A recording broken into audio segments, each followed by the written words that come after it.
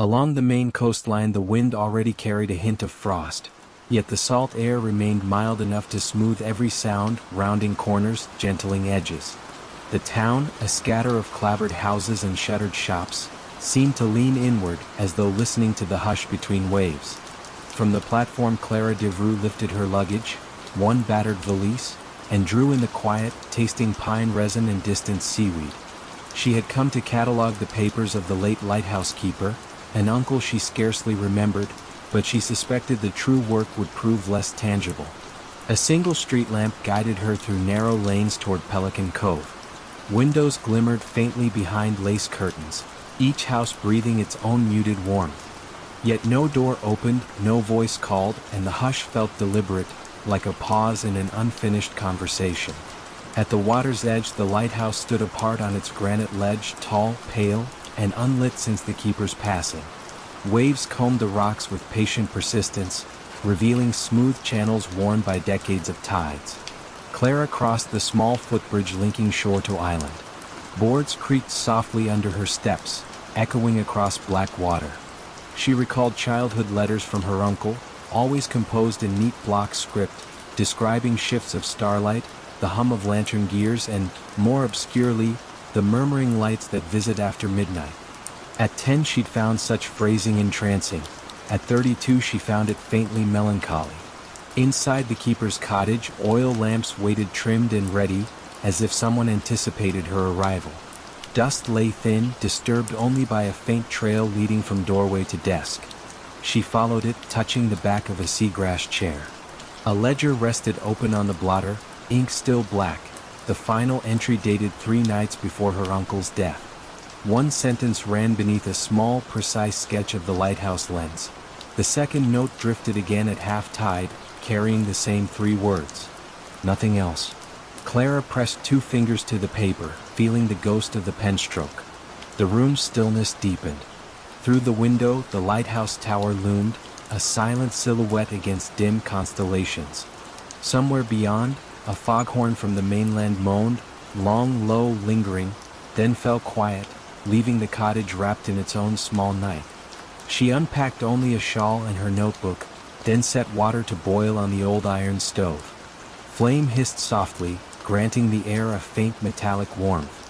While she waited, she explored the shelves that lined the walls. Charts, tide tables, and slender field journals sat ordered by year. In each, the handwriting matched the concise style she remembered, but the margins told another story, pencil notations that read more like dream fragments than navigation aids, soft footsteps beneath the waves, color that tastes of iron, a voice asks to be answered. Tea steep. Steam curled beside her face, carrying bergamot and an underlying mineral tang from the well. She listened to the lighthouse, an act of memory not of sound, and wondered at her uncle's solitude. Sitting, she leafed through one journal dated February.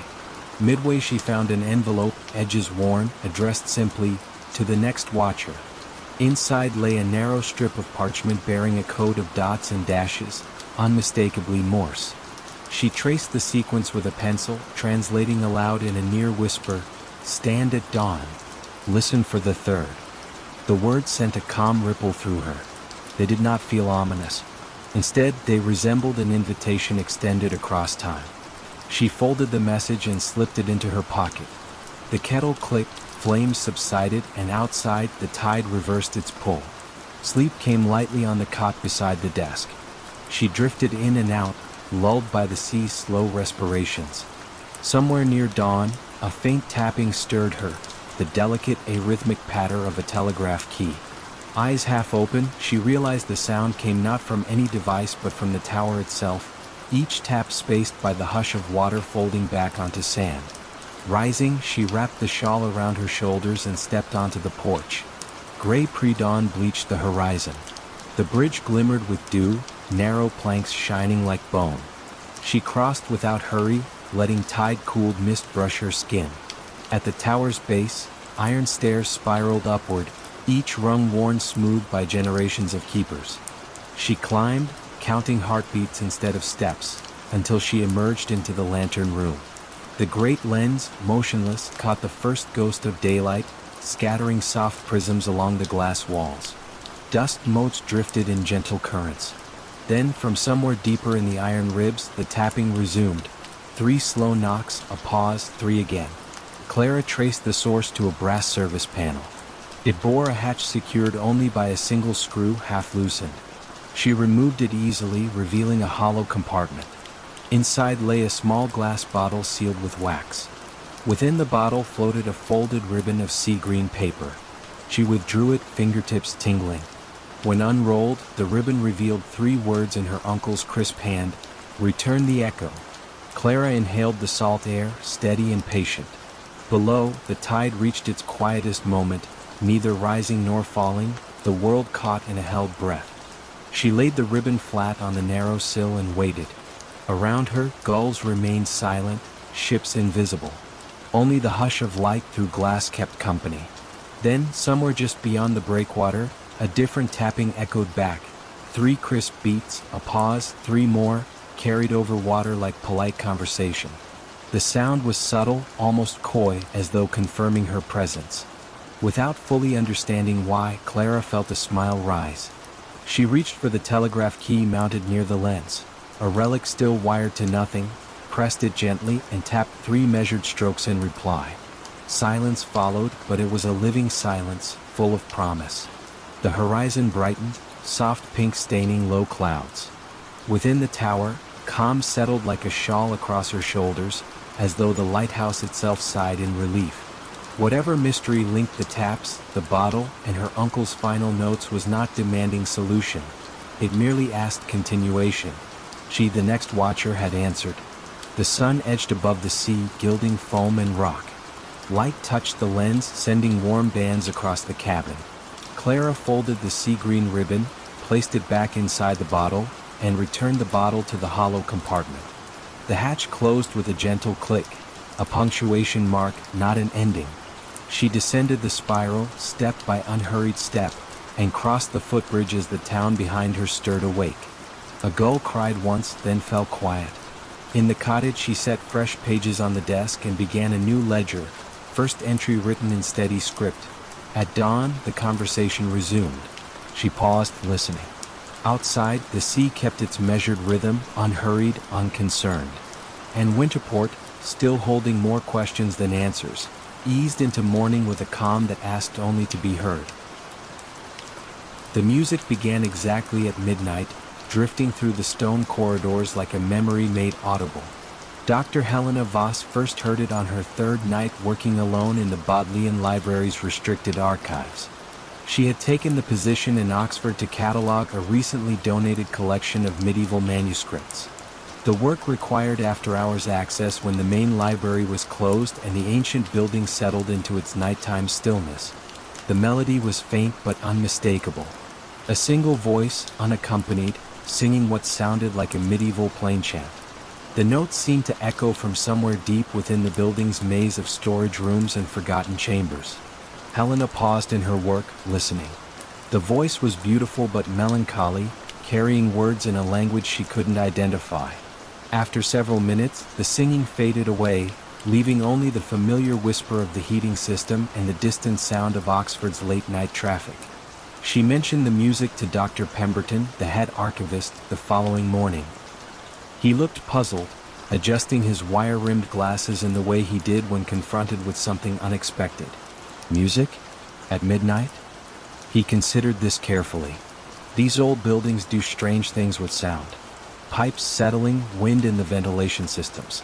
The acoustics can play tricks. But Helena knew the difference between mechanical sounds and human voice.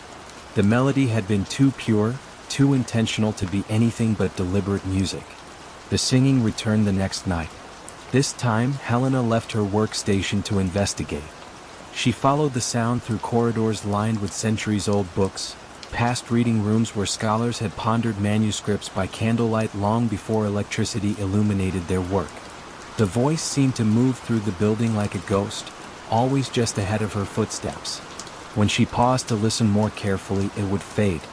When she resumed walking, it would return, leading her deeper into sections of the library she hadn't yet explored. Helena found herself in a circular room she had never seen before.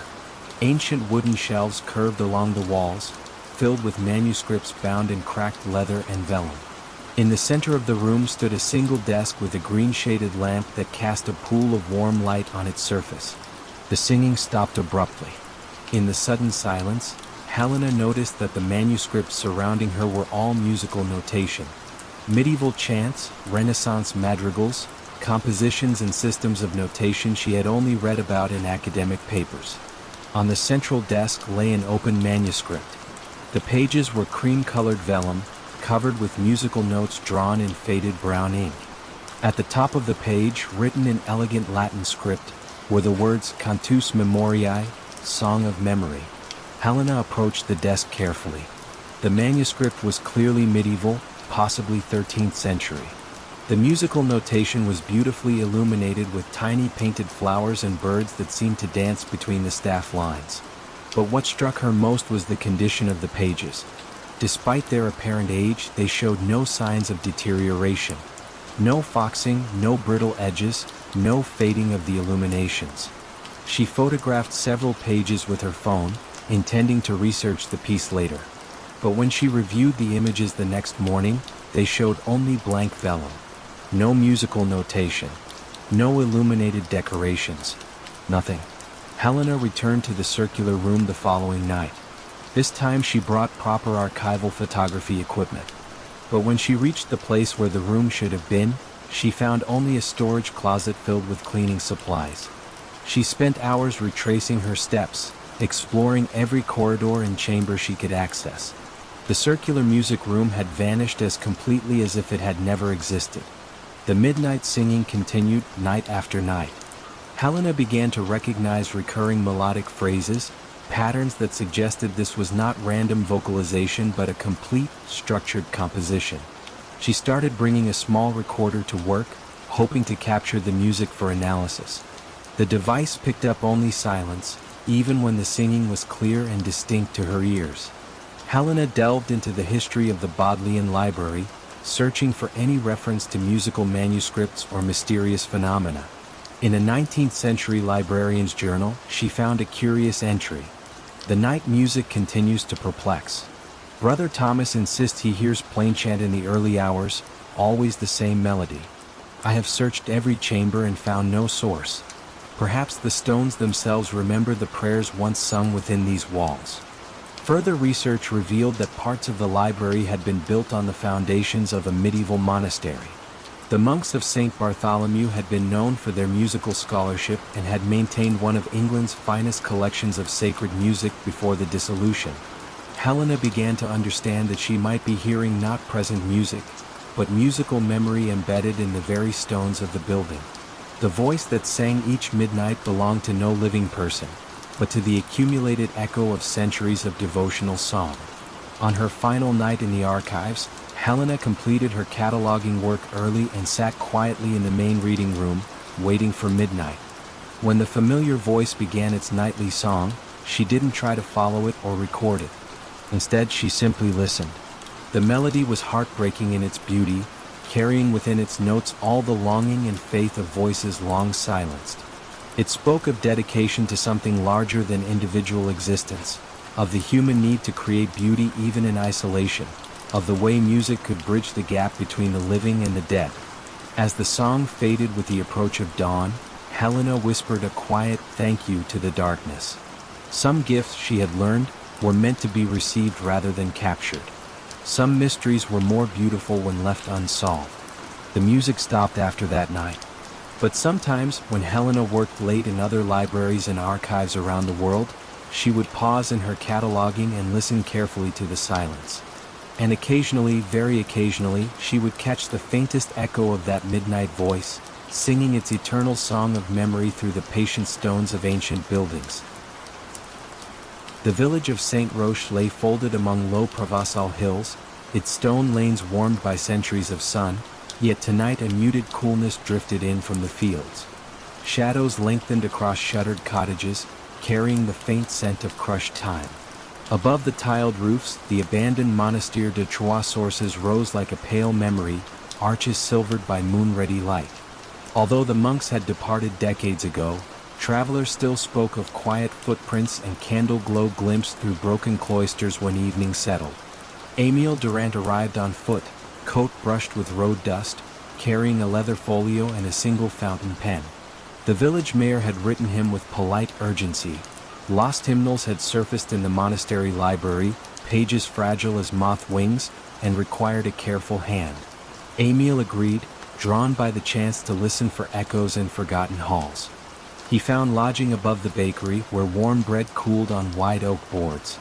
Madame Lavelle offered him lavender tea, then pointed toward the hillside path. "Go before full dark," she murmured. The stones dreamed more softly then.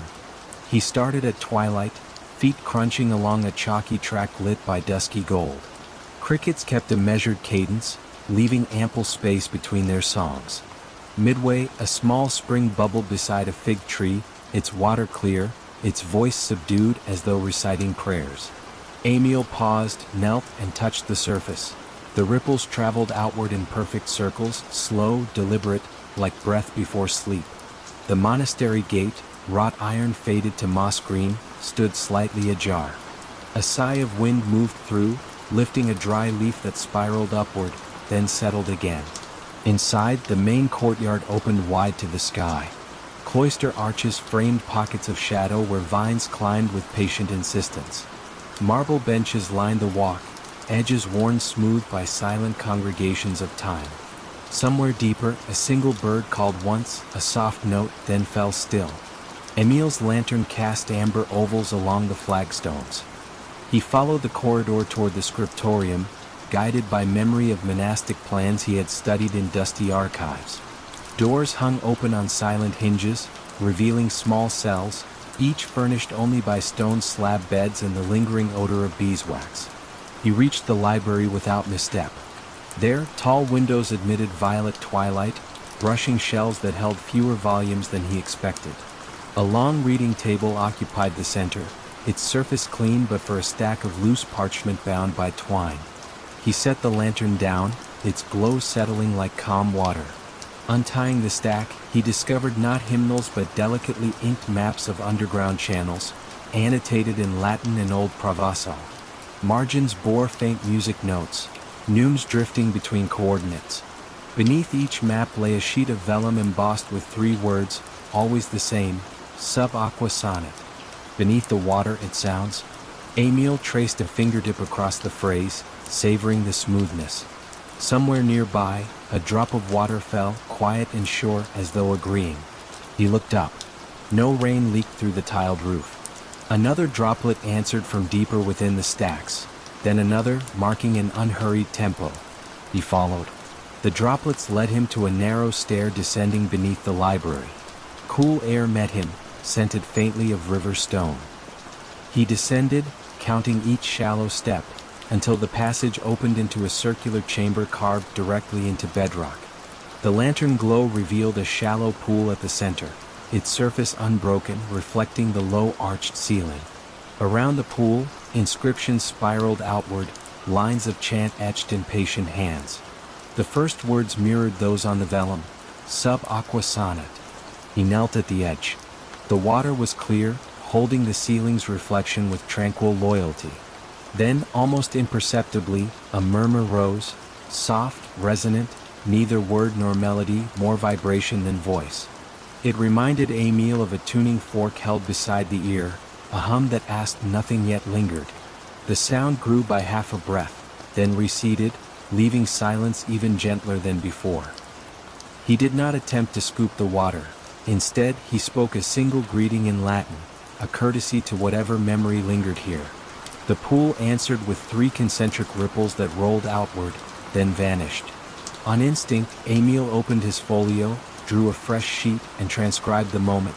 2117, first resonance beneath the library. Echo resembles low D, sustained. The act felt less like recording data and more like adding a verse to an endless, unseen hymn. Time thinned. Lantern light softened, its flame dipping but steady. Emile listened for further notes, yet the chamber held its peace. He took that stillness as permission to depart, folding the maps and vellum with meticulous care. The stair welcomed him upward, each step returning him to the hushed library, then the cloister, now bathed in muted moonlight. Crickets had slowed their cadence, leaving longer pauses as though hearing what he had heard. Back in the courtyard, Emile lingered by the central fountain long run dry.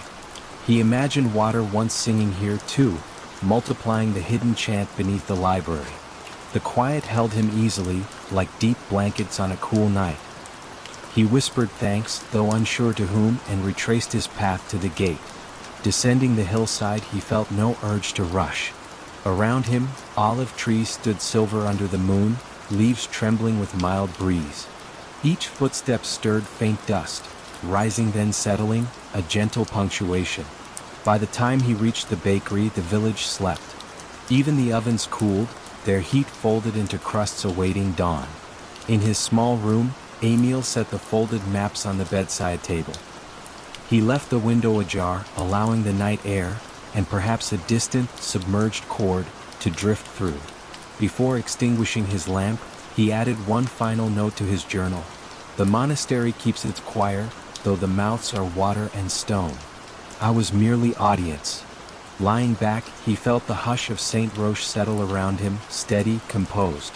Somewhere beneath the hills, a deep note might have thrummed again, but if so, it joined his dreaming, cradling him toward sleep with the promise that some mysteries prefer to remain half-heard, half-sung, forever carrying their gentle resonance just below the surface of the world. The Garden Keeper's Secret. The roses in Whitmore Estate's abandoned garden bloomed in December, their petals untouched by frost. Emma Patterson discovered this impossibility during her first winter as caretaker of the property. The estate had been empty for 3 years, ever since the last member of the Whitmore family had passed away. Emma's job was simple: maintain the basic structure, ensure the pipes didn't freeze, and prepare the property for eventual sale. The garden lay behind the main house, enclosed by high brick walls that had been built in the Victorian era. Emma had avoided it during her first months on the property. The space felt too intimate, too personal to disturb. But when December brought its first hard freeze, curiosity drew her to the garden's wrought iron gate. Inside, she found a wonderland that defied the season. Roses climbed the brick walls in impossible abundance. Their blooms were perfect, deep red, soft pink, creamy white, as if summer had taken refuge in this single sheltered space. Emma walked the gravel paths in amazement. Not only were the roses blooming, they were meticulously maintained. Someone had been pruning, weeding, and caring for this garden despite the estate's abandonment. She found him on her third visit to the garden. An elderly man knelt beside a rose bed, working compost into the soil with the careful attention of a practiced gardener. He wore a worn tweed jacket and canvas gloves, and his silver hair was neatly combed despite the morning's work. "Good morning," Emma called softly, not wanting to startle him. The man looked up with mild blue eyes and a gentle smile. "Ah, you must be the new caretaker. I'm Arthur Henley.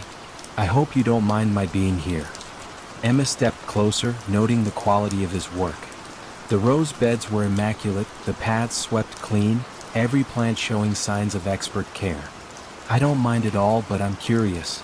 How long have you been tending this garden?" Arthur sat back on his heels, considering the question. "Oh, 40 years or so. Started when I was head gardener for old Mr. Whitmore. Seemed a shame to let it all go to ruin after he passed." "The family never mentioned a gardener," Emma said carefully. "Are you sure it's all right for you to be here?" "The Whitmores were always very kind to me," Arthur replied, returning his attention to the soil. "I like to think they wouldn't mind me keeping things tidy." Emma left Arthur to his work, but the encounter puzzled her.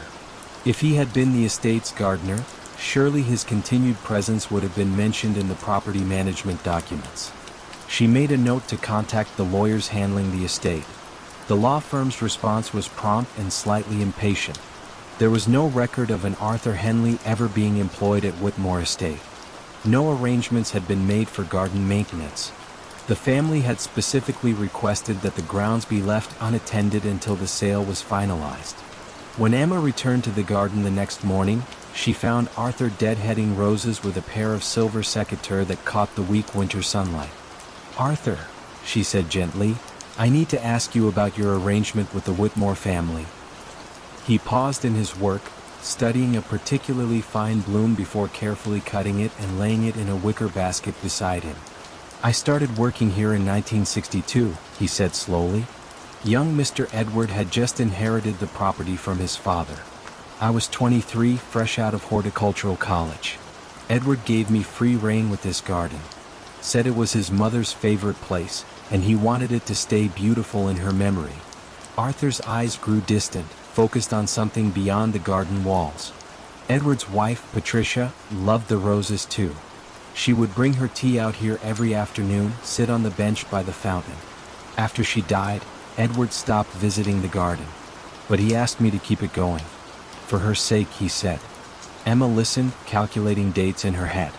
If Arthur had started working here in 1962 at age 23, he would now be in his 80s. That seemed plausible, though he moved with the vigor of a much younger man. "And after Edward passed away?" she asked. "Well, the garden still needed tending, didn't it?" Arthur smiled, returning to his roses. "The roses don't know their gardener is gone. They still need pruning, feeding, protection from pests. It wouldn't be right to abandon them." Over the following weeks, Emma found herself looking forward to her visits with Arthur. He was a fountain of knowledge about horticulture, sharing techniques he had learned over decades of careful observation. He spoke of the garden's history with intimate familiarity, describing renovations and plantings that had occurred long before Emma was born. She began to research the estate's history more thoroughly. In old photographs from the local historical society, she found images of the garden in its prime. And there, in a 1963 photograph labeled "Head Gardener with Prize-Winning Roses," was a young man who looked remarkably like Arthur. The resemblance was unmistakable, but something nagged at Emma's mind. She studied the photograph more carefully, then compared it to her memory of Arthur as she had seen him that morning. The young man in the photograph and the elderly gentleman in the garden looked not just similar, but identical in every detail except age. Emma's unease grew when she realized that Arthur never seemed to arrive at or leave the garden. He was simply there each morning when she visited, and gone by evening when she locked the estate's gates. She began varying her schedule, arriving at different times, but the pattern held. Arthur existed only within the garden's walls, only during the daylight hours when the roses needed tending. One February morning, Emma found a leather-bound journal left on the garden bench. The pages were filled with careful records of plantings, weather observations, and seasonal maintenance notes, all written in a neat, old-fashioned hand. The entries spanned decades, documenting the garden's evolution from the 1960s through the previous week. The final entry, dated the day before, read simply, "The new caretaker understands the importance of this place. The roses will be safe in her care. The garden chooses its own guardians, and it has chosen well." Emma never saw Arthur again, but the roses continued to bloom through that winter and into spring. When the estate was finally sold to a young family who promised to restore the gardens, Emma felt a deep sense of satisfaction. On her last day as caretaker, she sat on the bench where Patricia Whitmore had once enjoyed her afternoon tea. The roses nodded in the gentle breeze, their blooms perfect and eternal. And Emma could have sworn she heard, carried on the wind, the soft sound of someone humming an old gardening song while tending to flowers that would bloom forever in the memory of love.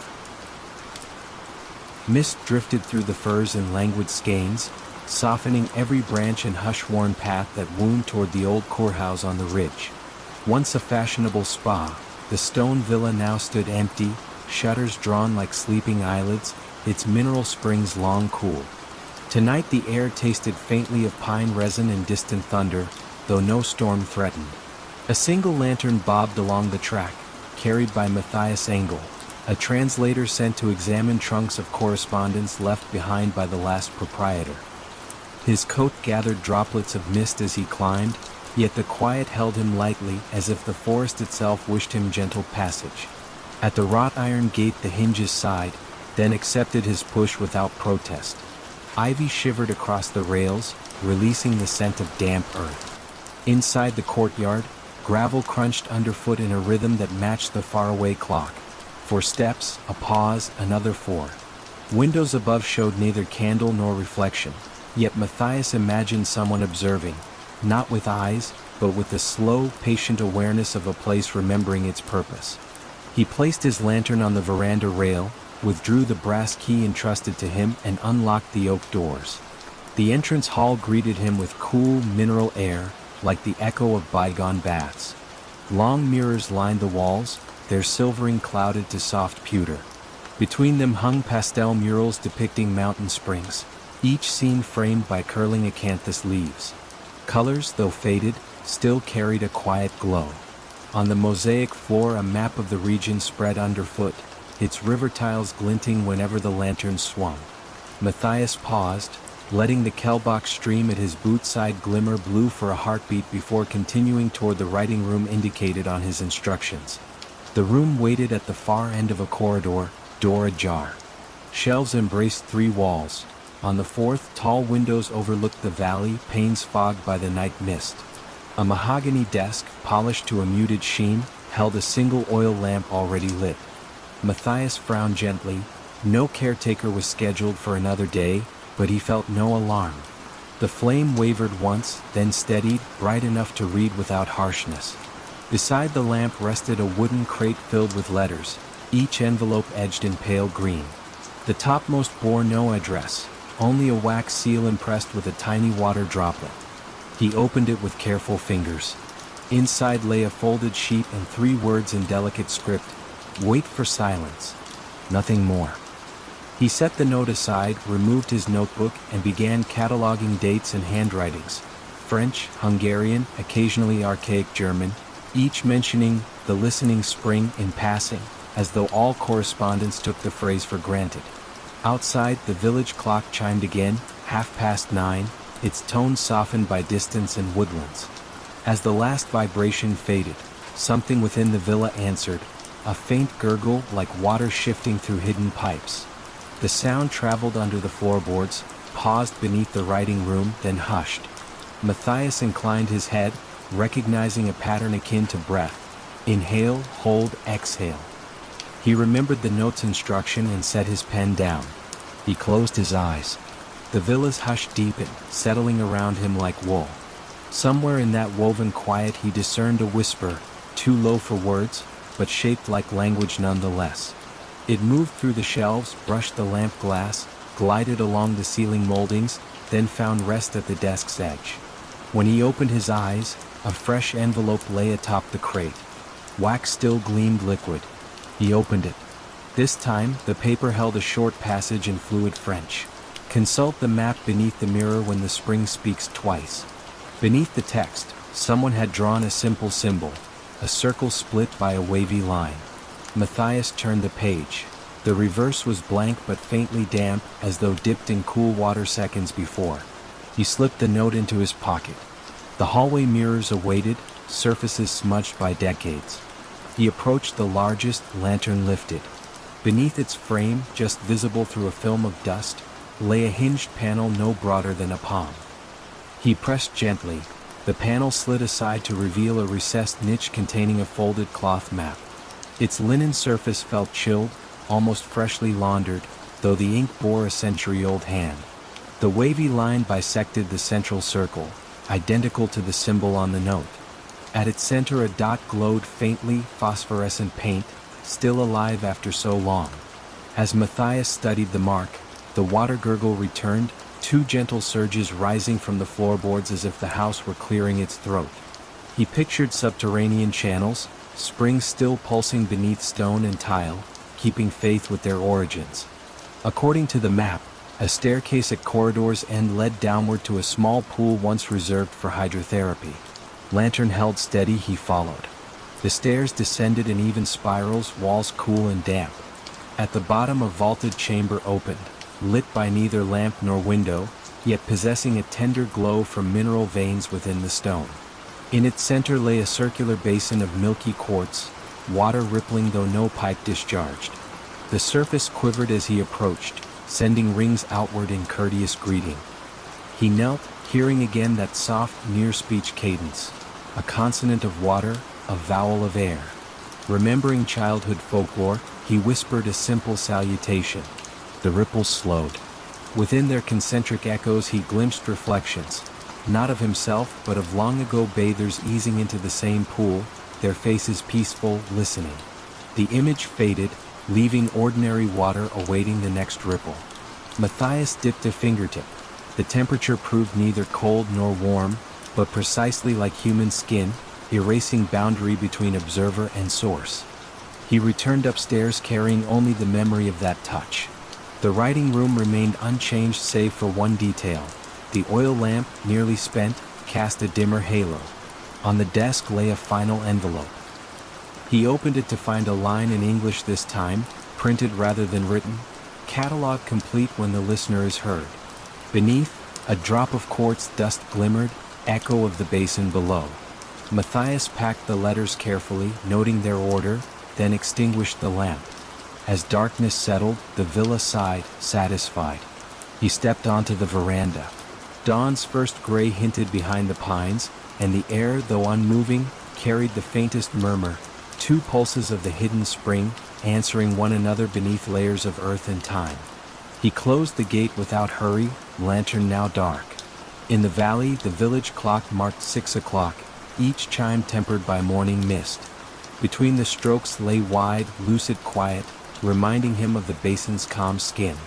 He walked downhill, heart eased into that cadence. Behind him the courthouse waited, listening still, its limitless correspondence at last entrusted to someone who understood that some archives speak not in words, but in the slow, gentle grammar of water and pause. Mist drifted through the firs in languid skeins, softening every branch and hush-worn path that wound toward the old courthouse on the ridge. Once a fashionable spa, the stone villa now stood empty, shutters drawn like sleeping eyelids, its mineral springs long cool. Tonight the air tasted faintly of pine resin and distant thunder, though no storm threatened. A single lantern bobbed along the track, carried by Matthias Engel, a translator sent to examine trunks of correspondence left behind by the last proprietor. His coat gathered droplets of mist as he climbed, yet the quiet held him lightly as if the forest itself wished him gentle passage. At the wrought iron gate the hinges sighed, then accepted his push without protest. Ivy shivered across the rails, releasing the scent of damp earth. Inside the courtyard, gravel crunched underfoot in a rhythm that matched the faraway clock. 4 steps, a pause, another 4. Windows above showed neither candle nor reflection, yet Matthias imagined someone observing, not with eyes, but with the slow, patient awareness of a place remembering its purpose. He placed his lantern on the veranda rail, withdrew the brass key entrusted to him, and unlocked the oak doors. The entrance hall greeted him with cool, mineral air, like the echo of bygone baths. Long mirrors lined the walls, their silvering clouded to soft pewter. Between them hung pastel murals depicting mountain springs, each scene framed by curling acanthus leaves. Colors, though faded, still carried a quiet glow. On the mosaic floor a map of the region spread underfoot, its river tiles glinting whenever the lantern swung. Matthias paused, letting the Kelbach stream at his boot side glimmer blue for a heartbeat before continuing toward the writing room indicated on his instructions. The room waited at the far end of a corridor, door ajar. Shelves embraced 3 walls. On the 4th, tall windows overlooked the valley, panes fogged by the night mist. A mahogany desk, polished to a muted sheen, held a single oil lamp already lit. Matthias frowned gently. No caretaker was scheduled for another day, but he felt no alarm. The flame wavered once, then steadied, bright enough to read without harshness. Beside the lamp rested a wooden crate filled with letters, each envelope edged in pale green. The topmost bore no address, only a wax seal impressed with a tiny water droplet. He opened it with careful fingers. Inside lay a folded sheet and 3 words in delicate script: "Wait for silence." Nothing more. He set the note aside, removed his notebook, and began cataloging dates and handwritings. French, Hungarian, occasionally archaic German, each mentioning the listening spring in passing, as though all correspondence took the phrase for granted. Outside, the village clock chimed again, 9:30, its tone softened by distance and woodlands. As the last vibration faded, something within the villa answered, a faint gurgle like water shifting through hidden pipes. The sound traveled under the floorboards, paused beneath the writing room, then hushed. Matthias inclined his head, recognizing a pattern akin to breath.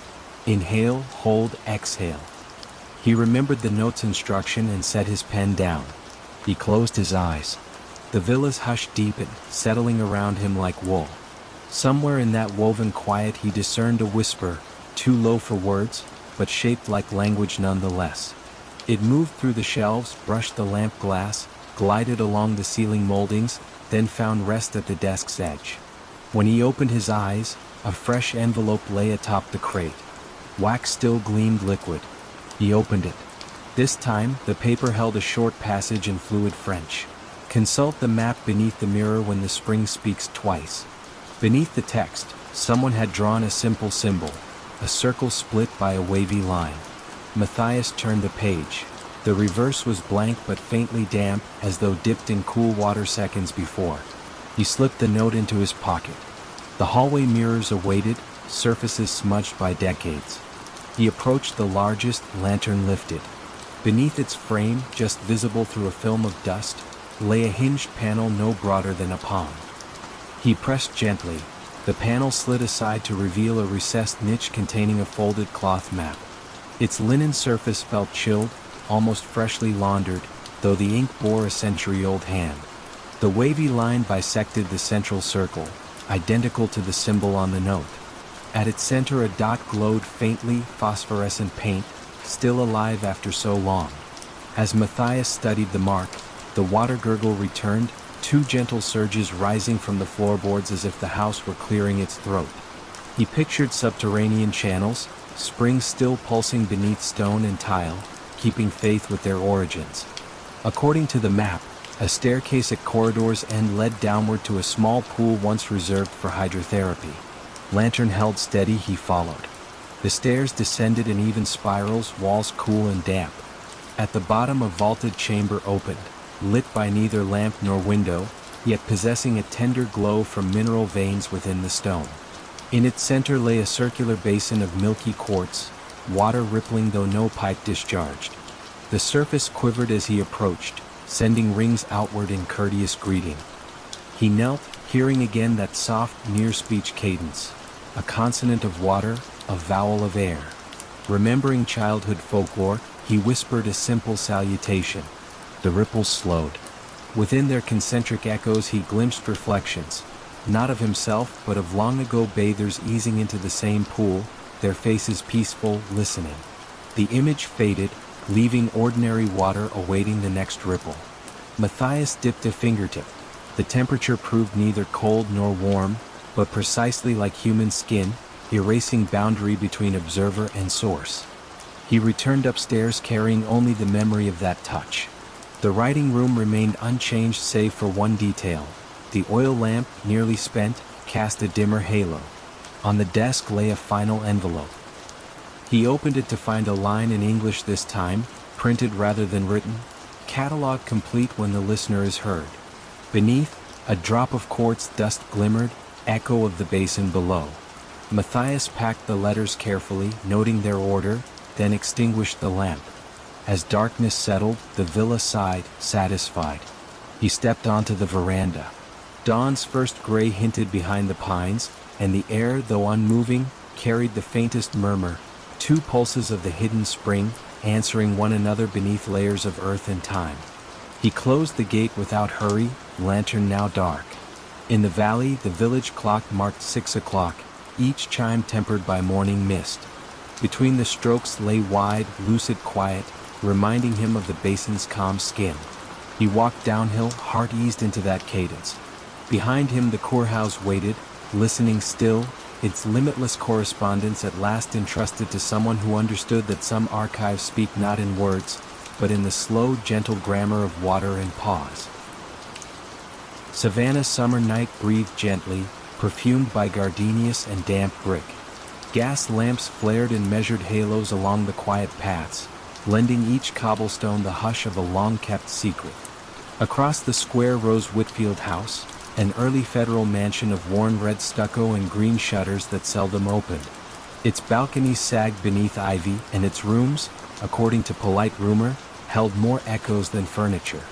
Nora Whitfield, last of the line, had returned after decades spent cataloging archives for northern universities. The Historical Society now asked her to prepare the family papers for donation. She accepted, half out of duty, half from a mild longing to understand why her grandparents had closed the house so abruptly one humid August and never spoken of it again. The iron gate yielded with a sigh. Crickets stilled as though acknowledging a guest. On the porch, she pressed the tarnished doorbell, knowing no answer would come, then unlocked the double doors herself. Inside, the foyer waited cool and dim. Wallpaper, faded magnolia print, peeled in discreet curls, while a mahogany staircase climbed upward into shadow like a slowed heartbeat. She placed her suitcase beside the hall table and lit a single hurricane lamp she'd brought, its glow floating soft as candle flame. The parlor door stood ajar.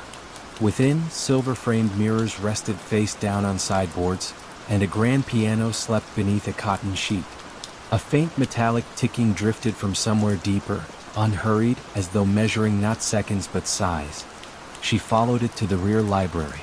Shelves reached from pine floorboards to ornate crown molding, their volumes cloaked in a whisper of dust.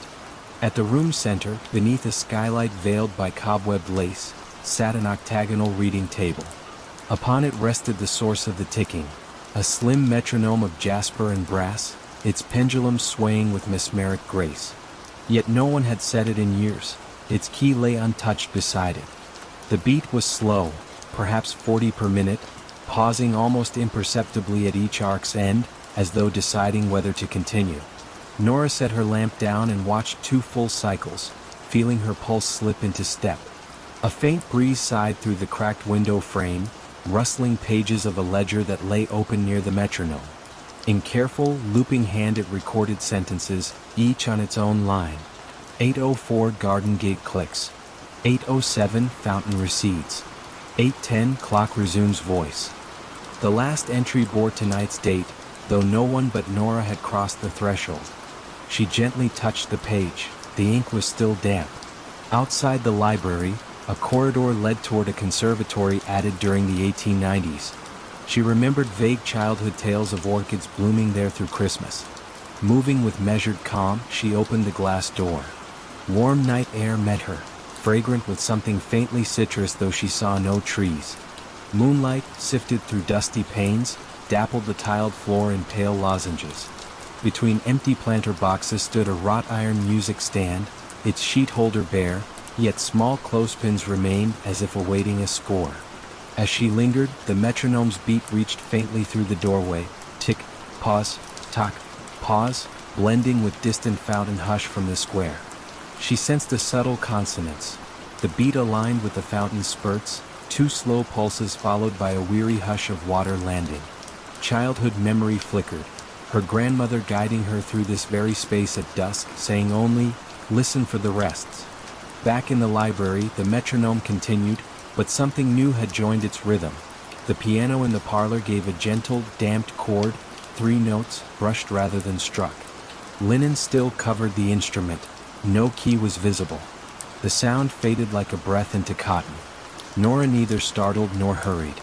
Instead, she crossed to the parlor, lifted a corner of the sheet just enough to glimpse ivory. Dust lay undisturbed. She returned to the foyer and the staircase. Each baluster bore a tiny groove near its base, as if rope had once been threaded along the rail. Upstairs, the family bedrooms opened one by one, each preserved in slumber, beds neatly made, windows shuttered. In the nursery at the corridor's end, moonlight spilled through louvers, illuminating a mobile of paper swans. The swans drifted not randomly but in time with the metronome's muted beat below, as though the air itself oscillated. On the nightstand lay a music box shaped like a tulip.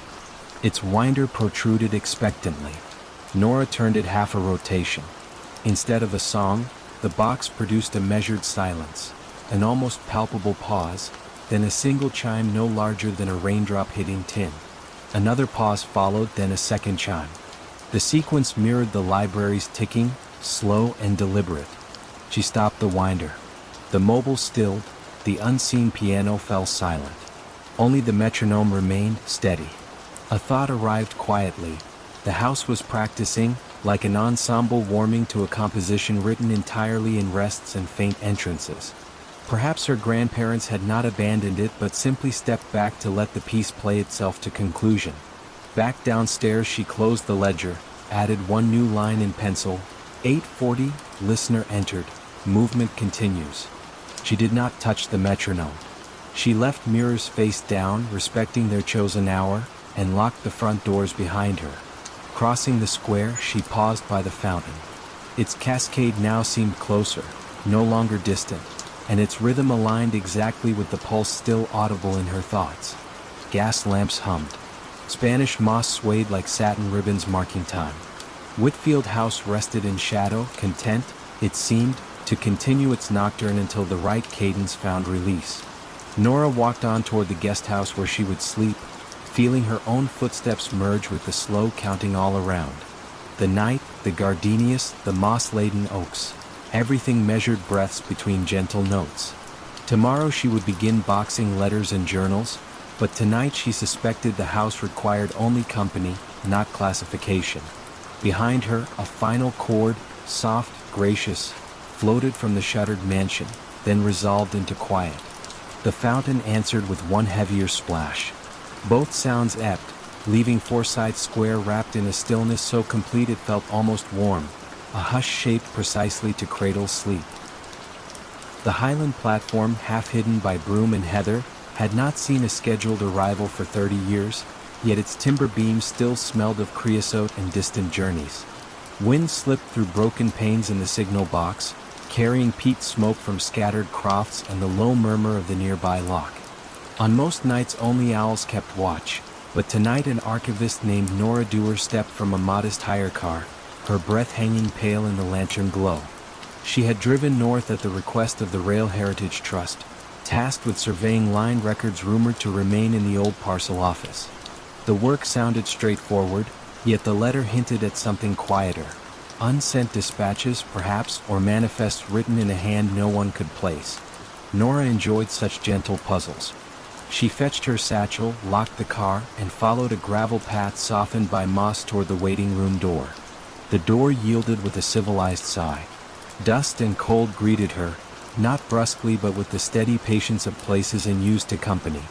She set her lantern on the ticket ledge, its mellow light revealing benches scarred by initials, a schedule board frozen on 1947 Inverness, and a brass bell labeled "Ring for Porter" that retained a faint, expectant shine. Beyond an archway the parcel office waited, shut by a sliding hatch. Nora stepped through. The wooden floor flexed once, then settled. She slid the hatch upward. Stale air drifted out, tinged with cedar and faint engine oil. Stacked crates lined the walls, each stenciled with dates ending in 1953, yet the ledger on the counter bore entries well into the 1970s. She ran a finger along the columns. Names of villages long since unserved appeared beside precise weights and times of dispatch. Each entry ended with a small circle drawn in red ink, delicate, almost ornamental. A soft vibration caught her attention, barely more than a rumor of sound, from beyond a narrow corridor at the back. She listened, but nothing followed, only the wind tracing eaves. She jotted a note, then opened the nearest crate. Inside lay parcels wrapped in brown paper, tied with cotton twine, addresses lettered in a graceful, looping style. The string had not frayed, the paper not yellowed, as though packed that very morning. She lifted one addressed simply to Mrs. I. McLeod, Platform Cottage, though no cottage stood within miles. She set the parcel back, respectful, and moved toward the corridor. It led to a short flight of steps descending beneath the station, likely to the ammunition store repurposed during the war. The air grew cooler, more mineral with each tread. Her lantern painted gentle crescents along curved walls until she reached a chamber about the size of a garden shed. Shelves lined three sides, yet only one item rested there. A brass pocket watch, lid open, hands halted at 2:14. Beneath it lay a folded timetable printed on silk, the fabric so thin the lantern light passed through, illuminating ghostly lines of type. She read the header aloud, "Night Freight 414, effective only under new moon." The sheet listed 3 stops: Glenraig, Kelda Ferry, and a final destination simply noted as return. No dates, no years. She refolded the timetable with care, slipped it into her satchel, and examined the watch again. The second hand, though motionless, looked poised to start at any moment, like a held breath. From above came the faintest tremor, a muted rustle of gravel as though boots crossed the platform. Nora extinguished her lantern on instinct, letting darkness settle. In that hush, a distant whistle floated through the stone like a memory recalled, thin and perfectly pitched. It did not startle her. Instead, it felt curiously reassuring, the way a lullaby might pass through a door half closed. She waited, counting heartbeats until the sound ebbed, then lit the lantern once more. Returning upstairs, she found the parcel office unchanged. Yet the ledger now lay open to a fresh page. Ink, still glistening, spelled her own name beside the red circle, and the doer, 214. The pen rested exactly where the signature ended. She felt no alarm, only a settling certainty that someone, or something, kept precise accounts here, indifferent to ordinary calendars. She closed the ledger gently, traced the circle with a fingertip, and looked toward the platform. Moonlight revealed rails rusted but intact, stretching north into a shadowed cutting. Beyond, the lock's surface shone pewter, unruffled. She stepped outside, letting the door fall silent behind her, and walked the length of the platform, lantern low. A faint smell of steam drifted on the air, though the night remained cool and engines silent. Near the signal box, a telegraph key, long frozen, caught the lantern light. She touched it. The lever moved with surprising ease, clicking once, then settling. At that instant the rails vibrated, subtle, like catgut under a bough. Nora stood still, balanced between questions and calm. The vibration grew neither louder nor fainter, simply present, steady. She understood then that the station's task had never ceased. It had merely slowed its breathing, waiting for someone willing to listen. She returned to the waiting room, closed the parcel office hatch, and wrote a brief note for the trust. Records intact, parcels undisturbed, operations ongoing. She hesitated over the last word, then left it. On the ticket ledge she placed the pocket watch, lid open, so that any who entered might notice the hands resting at 214. The lantern she extinguished, allowing starlight to drape the benches in soft silver. Outside, her car waited, engine still warm from the drive. She did not turn the key immediately. Instead, she sat with windows down, hearing wind, water, and, only once, the faint chords of a diesel horn carried from somewhere beyond the ridge. It lingered, then faded like a story told just past waking. She smiled, started the engine, and eased the car back onto the single-track road, leaving Glenraig to its measured night. Behind her, the station lights, never wired to electricity, glimmered for a brief moment, as though a train had indeed pulled in and opened its doors. Then the glow receded, returning the platform to shadow and the ledger to its silent arithmetic. Nora drove on, feeling unhurried, sustained by an inexplicable certainty. Some journeys run best when timetables drift, and some packages arrive precisely when the world is most ready to receive them. The antique map showed streets that had never been built and a river that had changed its course 50 years too soon. Professor Julia Brennan found the map in a collection donated to the University of Vermont's Geography Department. It was beautifully drawn on heavy parchment, depicting the town of Millbrook, Vermont, in exquisite detail.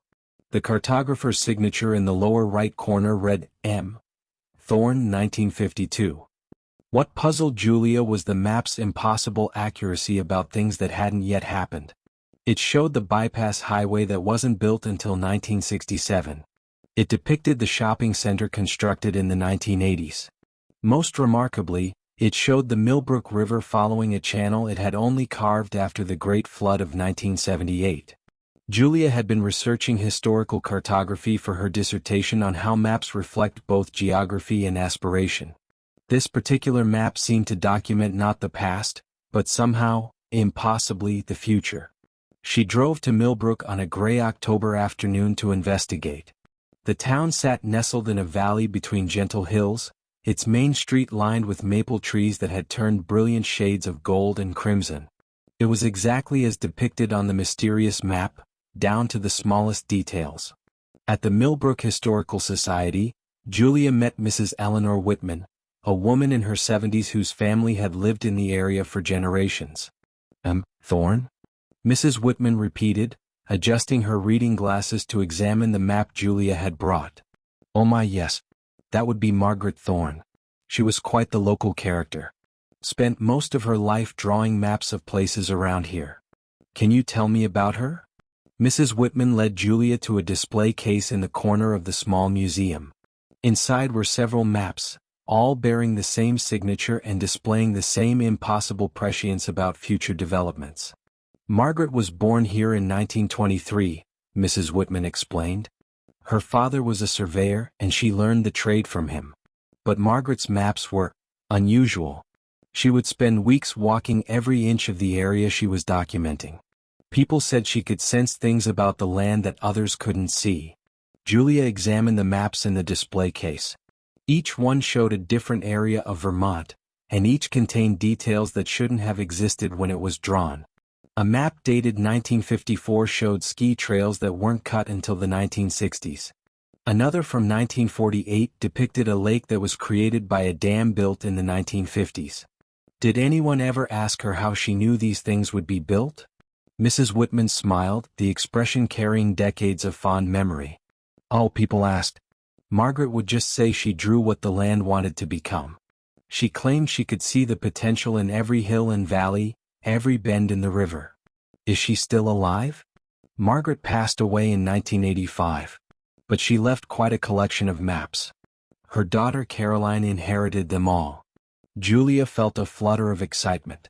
Does Caroline still live in the area? She does indeed. Lives in her mother's old house up on Birch Hill Road. Though I should warn you, Caroline is, well, she's continued her mother's work in her own way. The drive to Birch Hill took Julia through countryside that seemed suspended in eternal autumn. The leaves had reached that perfect moment of color that comes just before they begin to fall. Margaret Thorne's house sat at the end of a gravel driveway, a Victorian cottage surrounded by gardens that looked as carefully planned as any map. Caroline Thorne was a woman in her 50s with her mother's keen eyes and careful manner. She invited Julia in for tea and listened to her questions with the patient attention of someone accustomed to inquiries about her family's unusual legacy. People have always been curious about Mother's maps, Caroline said, serving tea from a delicate china service. Cartographers, historians, land developers who wanted to know how she predicted where roads would be built. And what did you tell them? Caroline moved to a large oak cabinet and withdrew a leather portfolio. I told them the same thing Mother told me. She didn't predict the future. She read the landscape. Caroline opened the portfolio to reveal dozens of maps, each one a masterpiece of detail and impossible foresight. Julia saw town squares that existed only as vacant lots when the maps were drawn, bridges that spanned rivers at precisely the points where they would eventually be built. Mother taught me that land has memory and intention, Caroline explained. Rivers remember their old channels even after they've been diverted. Hills remember the paths that people and animals naturally want to take. If you know how to look, you can see where things want to be built. Caroline pulled out a map that was clearly recent, drawn in the same careful style as her mother's work but showing contemporary Millbrook with additions that didn't yet exist. I've continued the tradition, she said simply. This map shows Millbrook as it will be in 10 years. The town council doesn't know it yet, but they'll want to build a new library right here. She pointed to a carefully drawn building on a lot that currently stood empty. Julia studied the map with fascination and growing unease. How can you know that? The same way Mother knew. I walk the land. I listen to what it tells me.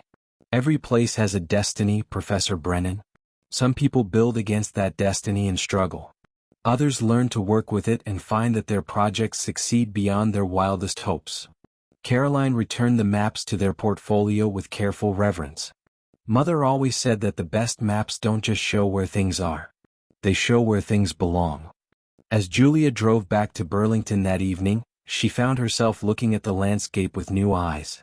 She noticed the way valleys seemed to channel traffic toward natural crossing points.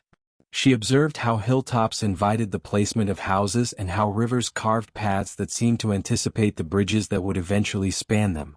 When she returned to her research, Julia approached her dissertation with a different perspective.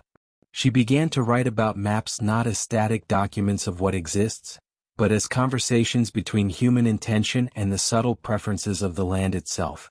And sometimes, late at night when she was working on her research, Julia would think about Margaret and Caroline Thorne walking the hills and valleys of Vermont, reading the landscape like a book written in a language only they could understand, drawing maps that showed not what was, but what was always meant to be. The museum's night watchman had been making his rounds for 30 years, though he had been dead for 15 of them. Detective Lisa Morgan discovered this impossibility while investigating a series of minor thefts at the Riverside Museum of Natural History. The stolen items were curious in their insignificance: a Victorian microscope missing a lens, a collection of pressed flowers with half the specimens removed, fragments of pottery from an otherwise intact display. The thefts occurred despite the museum's sophisticated security system and the presence of Walter Kowalski, the night watchman who had guarded the building since 1978. Walter was a fixture at the museum, a quiet man in his 70s who took pride in knowing every exhibit, every artifact, every shadow cast by the building's skylights on moonlit nights. Lisa first met Walter during her initial visit to the museum.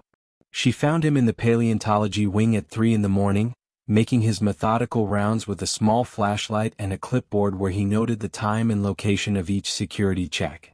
"Terrible business, these thefts," Walter said, his voice carrying the slight accent of someone who had emigrated from Eastern Europe decades earlier. "In all my years here, we've never had troubles like this." Walter appeared to be exactly what the museum director had described: a dedicated employee who treated the building and its contents as if they were his own family heirlooms. He moved through the galleries with the careful familiarity of long practice, checking locks, adjusting thermostats, ensuring that the precious collections remained safe through the vulnerable hours of darkness. "How long have you been working here, Walter?" Lisa asked as they walked through the mineral exhibition. 31 years come December," he replied, pausing to straighten the information placard that had been knocked slightly askew. "Started just before Christmas 1978. Mr. Patterson hired me himself, God rest his soul." Lisa made a note to verify Walter's employment records, though she had no particular reason to doubt his story. He seemed like exactly the sort of employee museums treasured: reliable, knowledgeable, and possessed of the kind of protective instinct that treated every artifact as irreplaceable. The thefts continued despite increased patrols and additional security cameras. What puzzled Lisa most was the complete absence of the thieves on any surveillance footage. The cameras showed Walter making his regular rounds, but never captured any unauthorized presence in the building. More strangely, Walter himself never appeared on the newer digital security cameras, though he was clearly visible to Lisa and other museum staff members. The older analog system recorded him without problem, but any camera installed after 2008 showed only empty corridors during the hours when Walter claimed to be patrolling. Lisa began to investigate Walter's background more thoroughly. The employment records at the museum confirmed his hire date and showed consistent performance reviews over 3 decades. But when she contacted the Social Security Administration, she discovered that Walter Kowalski had died in 2008, the same year the museum had upgraded its security system. According to the death certificate, Walter had suffered a heart attack while on duty, found the next morning in the museum's Egyptian collection where he had collapsed during his final rounds. When Lisa returned to the museum that night, she found Walter in his usual place, beginning his methodical patrol of the galleries. He greeted her with the same courteous professionalism he had shown during their previous encounters. "Walter," she said carefully, "I need to ask you about your employment status here." He paused in his examination of a display case lock, looking at her with mild curiosity. "My employment status? I'm not sure what you mean, detective. When did you last speak with the museum director about your job?" Walter considered this question with the same careful attention he gave to his security checks. "Well, I don't see Mr. Patterson much anymore. The new director, Miss Chen, she works during the day. We pass each other sometimes when I'm finishing my shift. Lisa realized that Walter genuinely believed he was still employed, still making his necessary rounds. Death had not interrupted his sense of duty or his deep connection to the museum's collections. The thefts, Walter. Do you have any theories about who might be taking things? Walter's expression grew troubled. That's what puzzles me most. I know every inch of this building, every sound it makes at night. I would notice if someone was moving through the galleries who shouldn't be here. Lisa began to understand that the thefts might be connected not to an outside intruder, but to Walter himself. Perhaps his protective instincts had evolved into something more complex, driving him to relocate items he felt were particularly vulnerable or precious. She started tracking the stolen objects more carefully and discovered a pattern. Each missing item had been scheduled for transfer to storage or loan to other institutions. The Victorian microscope was being decommissioned due to damage. The pressed flowers were being removed from display for conservation work. The pottery fragments belonged to a collection that was being reorganized. Lisa found the missing artifacts in Walter's security office, carefully arranged in a cabinet that appeared only during the night hours. Each object was labeled with a note explaining why it needed protection. Too fragile for storage, should not be separated from collection. Mr. Patterson would want this displayed. Walter, Lisa said gently when she discovered his secret preservation project, these items need to be returned. The museum staff knows how to care for them properly. Walter looked at the cabinet with obvious distress. But they're changing everything, detective. Moving pieces, storing things away. This museum is losing its soul. Lisa spent the rest of that night talking with Walter about the nature of museums, how they must evolve to continue serving their mission of education and preservation. She helped him understand that change could coexist with respect for the past, that proper conservation sometimes required difficult decisions. Lisa never saw Walter again, though the museum staff reported that the night shift felt different afterward. Less watched somehow, but also less protected. The theft stopped completely, and the building settled into a new rhythm of security that relied entirely on electronic systems and human guards who cast shadows on the cameras that recorded them. Sometimes, on particularly quiet nights, the current security staff reported hearing footsteps in empty corridors and the soft click of a flashlight being turned on and off. But these sounds carried no menace, only the echo of eternal vigilance keeping watch over treasures that deserved protection, whether the guardian walked among the living or had moved beyond such distinctions. Fog drifted from the river like pale silk, pouring between hedgerows and creeping up the wide stone steps, as though intent on entering with the arriving dusk. The ancient manor, tucked into the Welsh borderlands, had always seemed to breathe in rhythm with the weather, exhaling faint drafts through keyholes and floorboards. Tonight, its windows glowed a muted amber, and the faint silhouette of a woman could be glimpsed in the upper corridor, pausing, listening, then moving on. No carriage wheels rattled along the lane, no birds called from the bare oaks. All was folded into a gentle quiet, poised delicately on the edge of sleep. Madame Rowena Price, recent inheritor of the estate, had returned after years abroad. Her companions whispered that she walked as though memories brushed her sleeves, pausing to touch banisters or fading tapestries the way some stroked the rim of a half-remembered tune. She gave few instructions to the small staff, only that fires be kept low and lanterns shaded. Even the clock in the music room had been wound down to silence. At nightfall, she asked the housemaid Ellen to leave the gallery doors ajar so that any sound drifting from the old wing might find its way out, like a caged bird seeking the night. Ellen herself had grown within earshot of local legends. As a child she was told that GWRDD Hall had once been a refuge for Jacobite sympathizers, that its library concealed a hidden stair to the river. Yet those tales felt distant compared to the softer things she sensed now, a faint smell of violets where none were kept, a low creak in the study at the same hour each evening. Rowena seemed to court such murmurs, wandering the halls long after candles should be doused, pausing at locked doors as though deciding whether to knock.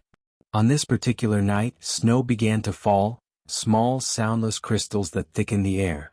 Ellen stood at the kitchen window, palm warming the glass, and watched the yard fade to pearl. She wondered whether the snow would muffle the night's expected footfalls or make them sharper. Upstairs, Rowena's slippered steps crossed and recrossed the long gallery, tracing its length with unhurried grace. From below, the pattern felt almost like a lullaby. 12 measured strides, a pause, the subtle turn, 12 strides back again. Every so often, the hush deepened as if the house exhaled relief. At the stroke of 10 by Ellen's wristwatch, since the music room clock lay dormant, a barely audible thud came from the north wing. Rowena's pacing stopped. Ellen raised her head, heart slowing rather than quickening, as though the sound confirmed an expectation. She climbed the servants' stair, each tread cushioned by carpet-worn velvet thin. At the top, she found Rowena framed by the landing window, gaze fixed on the corridor leading to the locked nursery. Snow light silvered her profile, lending her an almost translucent sorrow. "They have arrived," Rowena murmured, not turning. Ellen did not ask who. The words felt like a bell note fading over water, a signal understood without explanation. Together they moved toward the nursery door, its brass handle dulled with age. No key had been found since Rowena's return. Still, the lock slid free at her touch as though consenting to her presence. Inside, the air held the hush of rooms left intact for decades. A small oak cradle beneath embroidered drapes, a rocking horse frozen mid-prance, a patchwork quilt folded with careful finality. What drew their attention lay upon the windowsill, an envelope the color of old parchment, unmarked and thin. Rowena lifted it carefully, holding it to the lamp. The seal, once crimson, had faded to rusty rose and bore a sigil, a simple sprig of lily of the valley. She did not break it. Instead, she pressed the fragile paper to her heart and closed her eyes. Outside, snowflakes thickened, tapping the glass in patterns that, if one listened long enough, resembled hushed speech. Ellen felt no impulse to intrude. She studied instead the faint impression of footsteps in the room's thin dust, leading from window to cradle, cradle to doorway. They were not hers nor Rowena's, and their light scuffs suggested slippers rather than boots. The prince paused by the cradle where a small silver rattle had been set upright, faintly tarnished, but gently ringing now under no visible hand. A single note shimmered through the chilly air, then softened into silence again. Rowena addressed the empty cradle with the tender gratitude of a host greeting a late-arriving guest. "You kept your promise," she whispered, words meant for ears unseen. She placed the sealed envelope inside the quilt's folded corner, smoothing fabric as a mother might. The room's temperature seemed to rise by a breath, enough to dispel one's urge to shiver. Even the long idle rocking horse gave a subtle sway, as though nudged by a departing child. They left the nursery door partially open upon exiting. Neither woman felt compelled to speak. Down the corridor, the grandfather clock resumed ticking though no hand had wound it, the pendulum swinging with a calm, measured grace. In that quiet rhythm, Alan sensed the house settling into contented rest, its long-kept secret finally acknowledged rather than solved. Later, Alan lay in her attic chamber beneath the eaves, listening to the snow hush the world outside. She considered the footprints, the letter, the cradle's faint rattle, and realized the mystery comforted rather than troubled her. GWRD Hall seemed less haunted than fulfilled, as though something that had lingered between worlds now found its place in the cadence of night. Rowena, in her own suite, extinguished the last lamp. Before sleep claimed her, she pictured the envelope waiting in the cradle, untouched yet undeniably present, like a final stanza of a lullaby sung across generations. Downstairs, the fire sank to embers, sending a single curl of smoke toward the dark beams overhead. And the valley, wrapped in falling snow, held the manor in its silent embrace, content with secrets that whispered only softly, so softly, in the gentle company of dreams. Water still clung to stones in small deliberate beads, but the clouds had emptied themselves, leaving the night clear enough for the moon to slip between fractured ribs of sky. On a low rise above the Atlantic inlet, the former Abbey of Kilfoyle stood in half-shadow, its slate roofs long collapsed, its nave open to weather and wandering cows. Yet one building remained intact, the scriptorium, sealed decades ago when the last monk departed, its oak door barred against storms and curiosity alike. Eamon Daly, temporary archivist for the County Heritage Office, arrived alone at that quiet threshold. The key, posted to him with no covering letter, turned soundlessly as if the lock pivoted on memory rather than metal. He stepped inside, lantern held low. The room breathed a mild, papery scent, vellum, linseed oil, a faint drift of lavender left to discourage bookworms.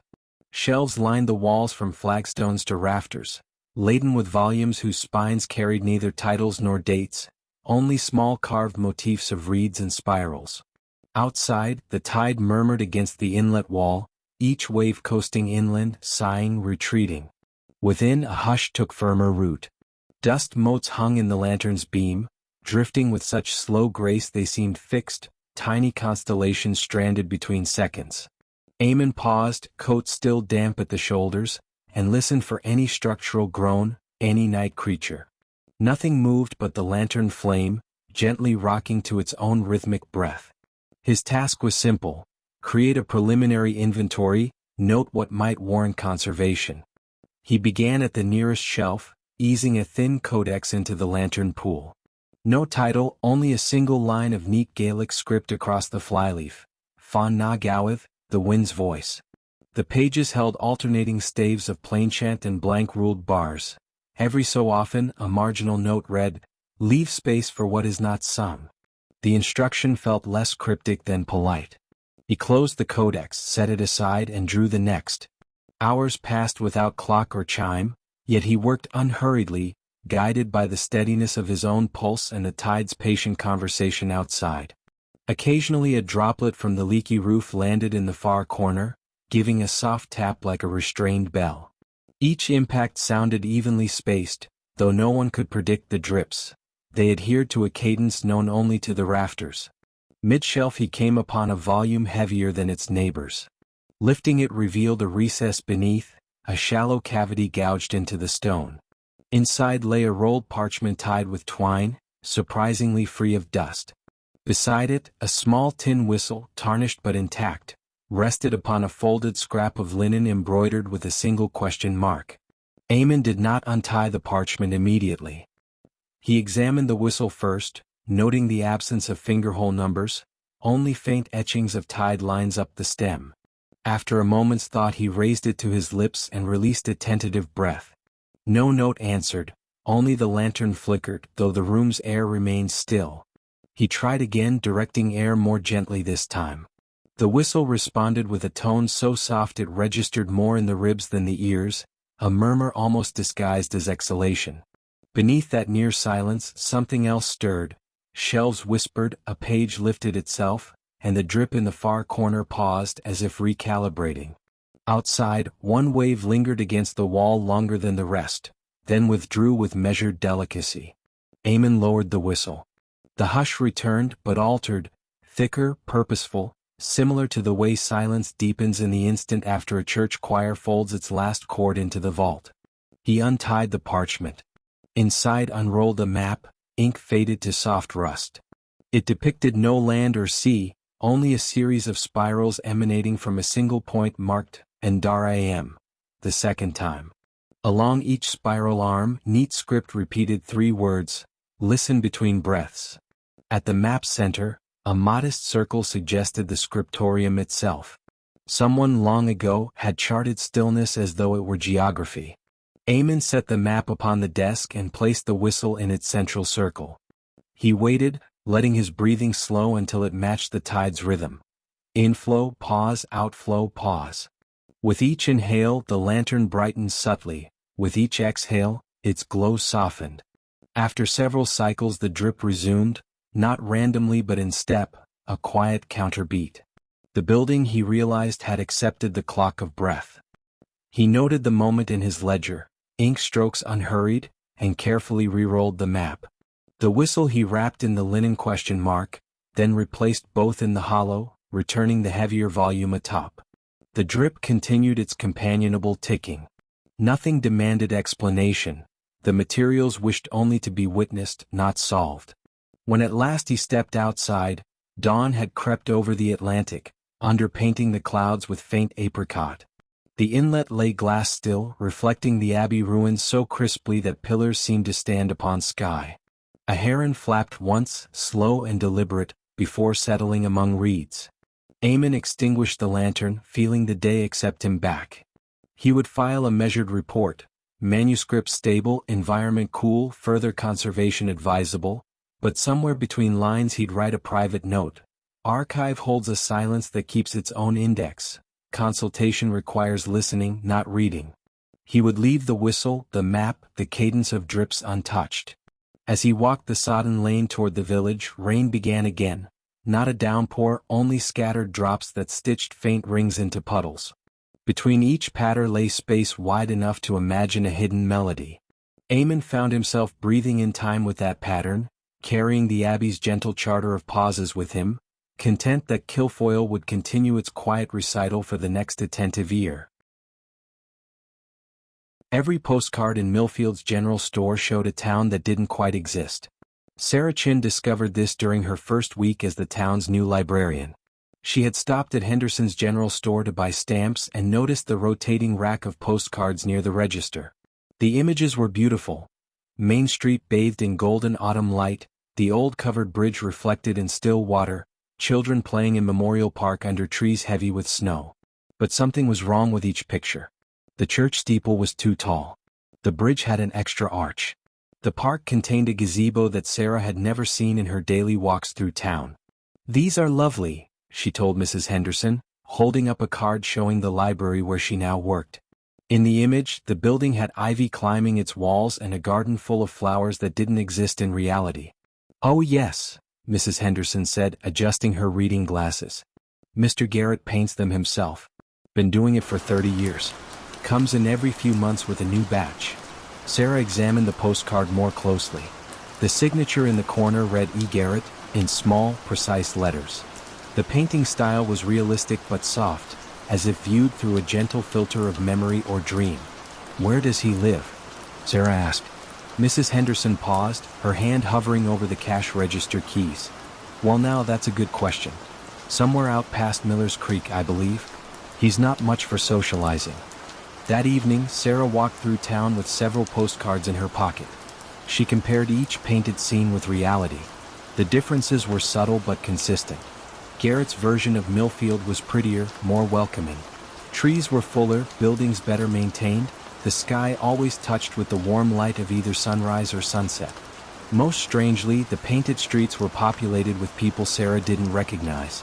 A woman in a blue dress walking past the hardware store. Children on bicycles that looked like they belonged to an earlier decade. An elderly man feeding pigeons that gathered around the town fountain. Sarah had lived in small towns before. She knew that in places like Millfield, everyone knew everyone else. But the people in Garrett's postcards were strangers to her. She began asking longtime residents about the postcard painter.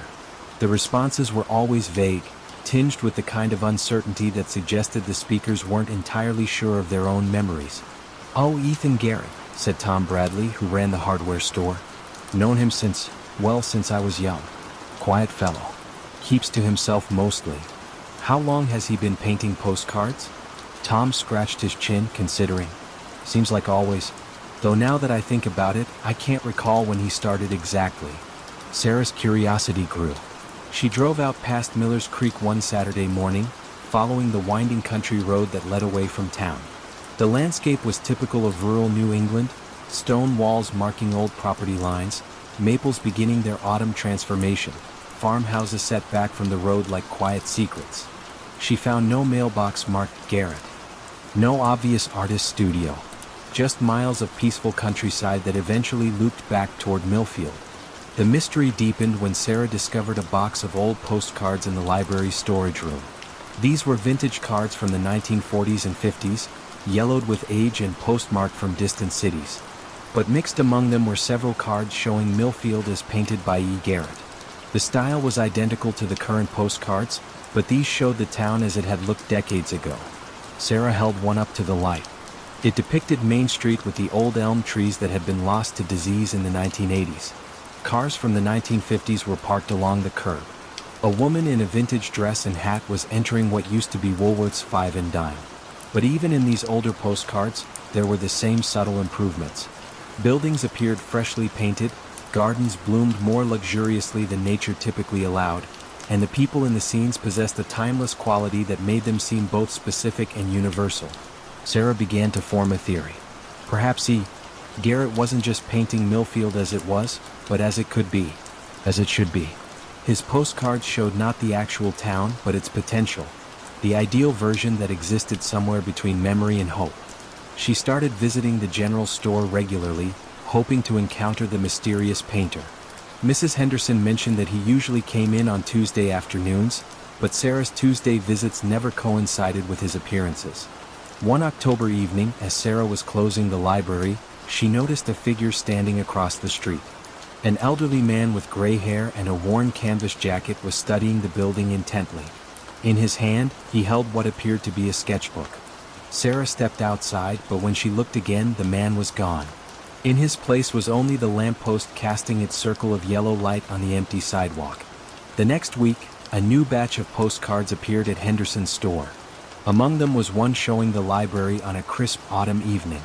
In the painted scene, warm light spilled from every window, and a figure could be seen in the doorway, a woman with dark hair wearing a red scarf. Sarah recognized herself, but improved somehow. In Garrett's version, she looked more confident, more at home. The library behind her seemed more welcoming, more alive than the sometimes lonely building where she actually worked. She bought the postcard and kept it on her desk. Sometimes, on quiet afternoons when the autumn light slanted through the library windows just right, she would look at the painted version of herself and wonder if Garrett painted not just places but possibilities. Perhaps somewhere in the space between what was and what could be, there existed a town exactly like the one in his postcards. A place where every day held the gentle promise of a perfect afternoon, and every person was the best version of themselves they could imagine being. Evening air lay cool across the green, touching maple leaves with silver. The town's wooden storefronts, painted in subdued pastels, leaned quietly together, and the ivy-clad steeple of St. Anselm's Church lifted into a sky sprinkled with early autumn stars. Against that hush, the tick from the square's cast-iron clock sounded unhurried, as though each second paused to breathe before moving on. Marjorie Hale arrived by bus just as dusk settled. She stepped down with one suitcase, pausing to absorb the stillness she remembered from childhood holidays. Bellevue, she sensed, had grown even gentler in her years away. She had come now, at the Historical Society's request, to catalog the workshop of the late clockmaker Silas Brandt, whose little shop overlooked the river and the covered bridge.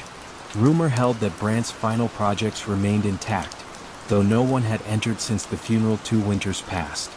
Marjorie crossed the green, her shoes brushing early fallen leaves that crackled only faintly. Lanterns and wrought iron holders cast soft pools of light. The river, unseen beyond the birches, murmured a steady bedtime note. Passing the square clock, she noticed the minute hand resting between markings, neither on nor between any precise number. The tick followed a beat later, patient, composed. Brandt's shop stood at the river's edge, a 2-story clapboard building with wide, bright windows now dim. A brass plaque beside the door read simply "Timepieces." No lock barred her entrance. The key had been left under the mat, exactly where the Society's letter said it would be. She turned it in the old latch. The door opened on a breath of cedar shavings and faint machine oil, an aroma she found comforting rather than sharp. Inside, shelves climbed to the tin ceiling, holding clocks of every era. Walnut regulators, delicate French carriage pieces, schoolhouse octagons, and tiny porcelain mantel designs painted with pastoral scenes. Most waited silent, pendulums tied off for rest. Yet a few soft ticks mingled, never in unison, each following a personal rhythm.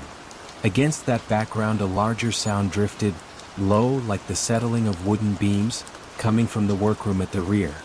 Marjorie set down her suitcase, lit the single oil lamp left on the counter, and followed the sound. The hallway felt like an extended exhale, narrow and polished with decades of footsteps. She pushed open the workroom door. The space revealed a long bench crowded by lathes, glass domes, brass gears organized in felt-lined drawers. On the far wall hung a regulator clock unlike any she'd seen. Its dial lacked numbers, showing instead 12 slender hour markers of pale wood, each grain swirling gently in the lamplight. The pendulum, a disk of frosted glass, moved with measured grace. As she watched, the disc paused mid-swing, hovered a heartbeat, then completed the arc. A deliberate linger, not a flaw. Pinned above the bench lay pages of Brandt's precise handwriting. Diagrams of wheels whose teeth varied subtly in length. Tables noting moonrise, river height, and barometric pressure. One notation recurred, "Allow the rest." She traced the phrase, curious. On the bench itself rested a small pocket watch encased in clear quartz rather than metal. Its hands, too, paused between seconds as though reluctant to intrude upon silence. She opened her ledger and began recording. Dimensions, materials, condition. The ticking around her felt almost conversational, taking turns, never competing. When she paused to sip water, she noticed the room's ambient hush had deepened. The regulator's glass pendulum now stood still at center. She held her breath. The next swing resumed only once she exhaled. A coincidence, perhaps, but she tried again. Breath held, pendulum stopped. Breath released, motion returned, slow, elegant, accepting. An old memory stirred. Childhood visits to Brandt's shop, the clockmaker kneeling to her eye level, showing her how to anchor a tiny mainspring. He'd spoken of time as kindly if listened to. She felt now that kindness settling like a shawl across her shoulders. At the back of the workroom, a narrower door stood slightly ajar. Beyond it, stairs descended toward the river, Brandt's finishing loft, she recalled. Lamp in hand, she eased down. The river's hush grew clearer, the boards beneath her feet cool with evening damp. The loft opened into a half-moon balcony enclosed by windows. In the center stood a single tall clock, unfinished, its case of pale ash gleaming softly. The dial showed no hands at all, only a circular aperture revealing quiet darkness within. A slender envelope leaned against its base, addressed in Brandt's elegant script. For the listener. Marjorie broke the seal. Inside lay one sentence: "Set no hands, the river will mark."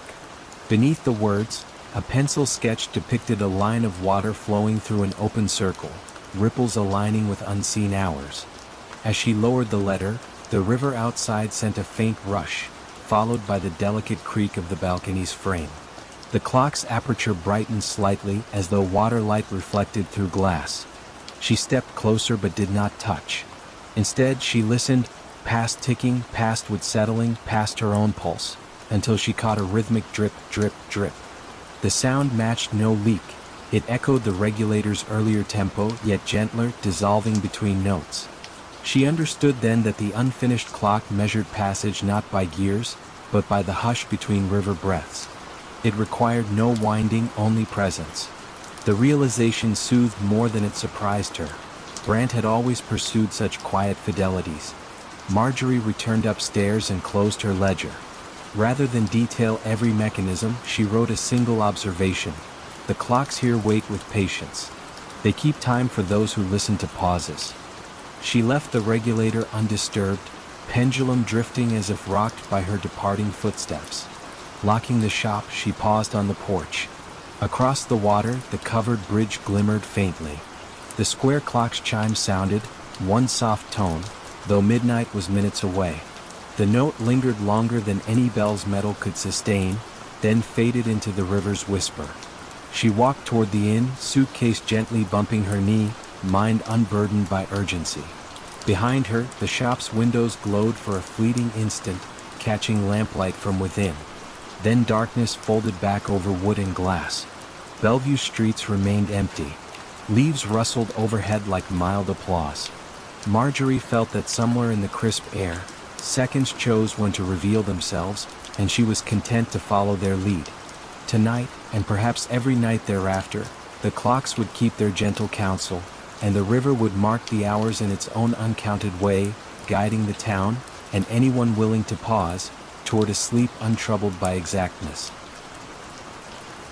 In the narrow streets of Prague's old town, there lived a clockmaker who cast no shadow at noon. Anna Kozlova first noticed this peculiarity on a bright September morning. She was walking to her job at the municipal library when she saw the old man standing outside his shop. The cobblestones were dappled with shadows from the medieval buildings that leaned toward each other like old friends sharing secrets. But where the clockmaker stood, there was only empty sunlight. The shop itself was unremarkable. Tucked between a bakery and a bookbinder, its narrow window displayed pocket watches and mantel clocks that seemed frozen in different moments. Some showed morning hours, others evening. A few had stopped entirely, their hands resting at angles that suggested they had simply grown tired. Anna had lived in Prague all her life, but she had never noticed the clockmaker before. This seemed impossible. His shop sat on a street she walked every day. The sign above the door, painted in faded gold letters, read Hodiny Kesu, Clocks of Time. The lettering looked decades old.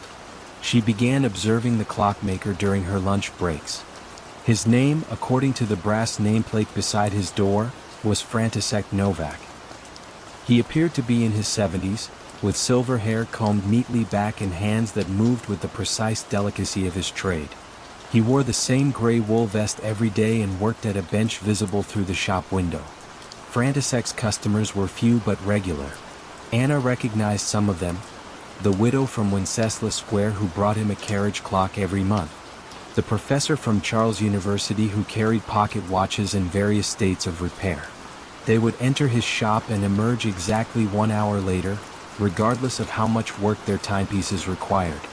The mystery of the missing shadow might have remained Anna's private curiosity, except for the morning she saw František's reflection in the bakery window. Or rather, she saw what should have been his reflection. The glass showed only the interior of his shop, as if he were made of air. That evening, Anna stayed late at the library. She researched František Novak in the city records. According to the documents, a clockmaker by that name had operated a shop at that address since 1892. The photograph in the oldest file showed a man who looked exactly like the František she saw every day. Not older, not younger, identical. The next morning, Anna gathered her courage and entered the clockmaker's shop. A small bell chimed as she pushed open the door, and she found herself surrounded by the gentle ticking of dozens of timepieces. The sound was oddly comforting, like a mechanical lullaby. František looked up from his workbench. His eyes were the pale blue of winter sky, and when he smiled, his face creased in patterns that spoke of countless years of concentration. "How may I help you, miss?" His voice carried a slight accent that Anna couldn't place. Czech, but from another era. Anna had prepared several excuses for her visit, but standing in the warm light of his shop, she found herself speaking honestly. "I've been watching you work," she said. "You're very skilled." František nodded, returning his attention to the pocket watch in his hands. Its internal mechanisms gleamed like tiny golden flowers. "Time is a delicate thing," he said. "It requires careful tending." Anna wandered the shop, examining the clocks on every surface. Some were clearly antiques, others appeared newly made but in vintage styles. All of them kept different time. "Don't you find it confusing?" she asked. "All these different hours?" František set down his tools and looked at her with those pale eyes. "Time isn't singular, miss. It flows like water, pooling in different places. Some moments last forever. Others pass before we notice them." He stood and moved to a grandfather clock that stood in the corner. Its pendulum swung in a rhythm that seemed to match Anna's heartbeat. "This one," he said, touching the clock's wooden case with reverence, "keeps the time of a woman's first love. Every second stretches like honey." He moved to another clock, this one small and delicate on a shelf. "This counts the minutes of a child's last day with her grandmother. Each tick is precious beyond measure." Anna felt something shift in the shop around them. The ticking seemed to grow more complex, layered, like dozens of hearts beating at once. "And what time do you keep, Mr. Novak?" František returned to his workbench. In the afternoon light streaming through the window, Anna could see through him just slightly, like looking through morning mist. "I keep the time between moments," he said. "The pause between 1 second and the next. It's a very specific time, very necessary, and very lonely." Anna left the shop with more questions than answers, but she returned the next day and the day after. František never seemed surprised to see her. He would smile his gentle smile and continue his work while she browsed among the clocks.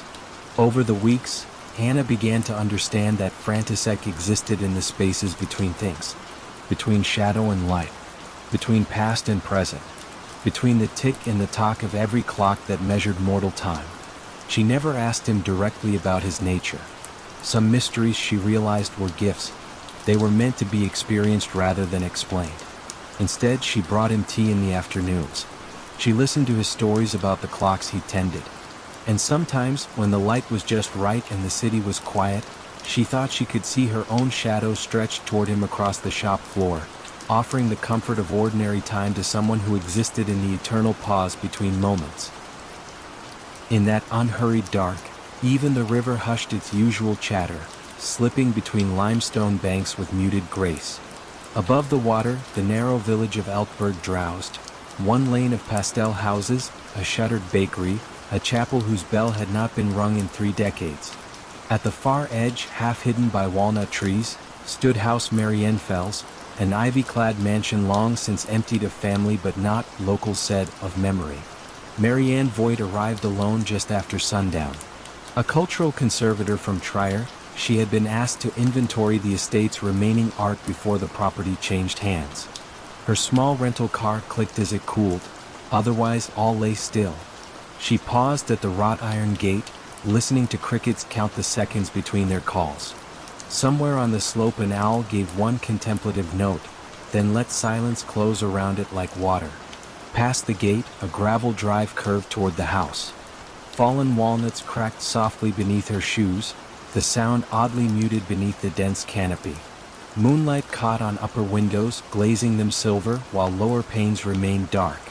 The front door opened with a faint exhale, as though relieved to feel a human presence again.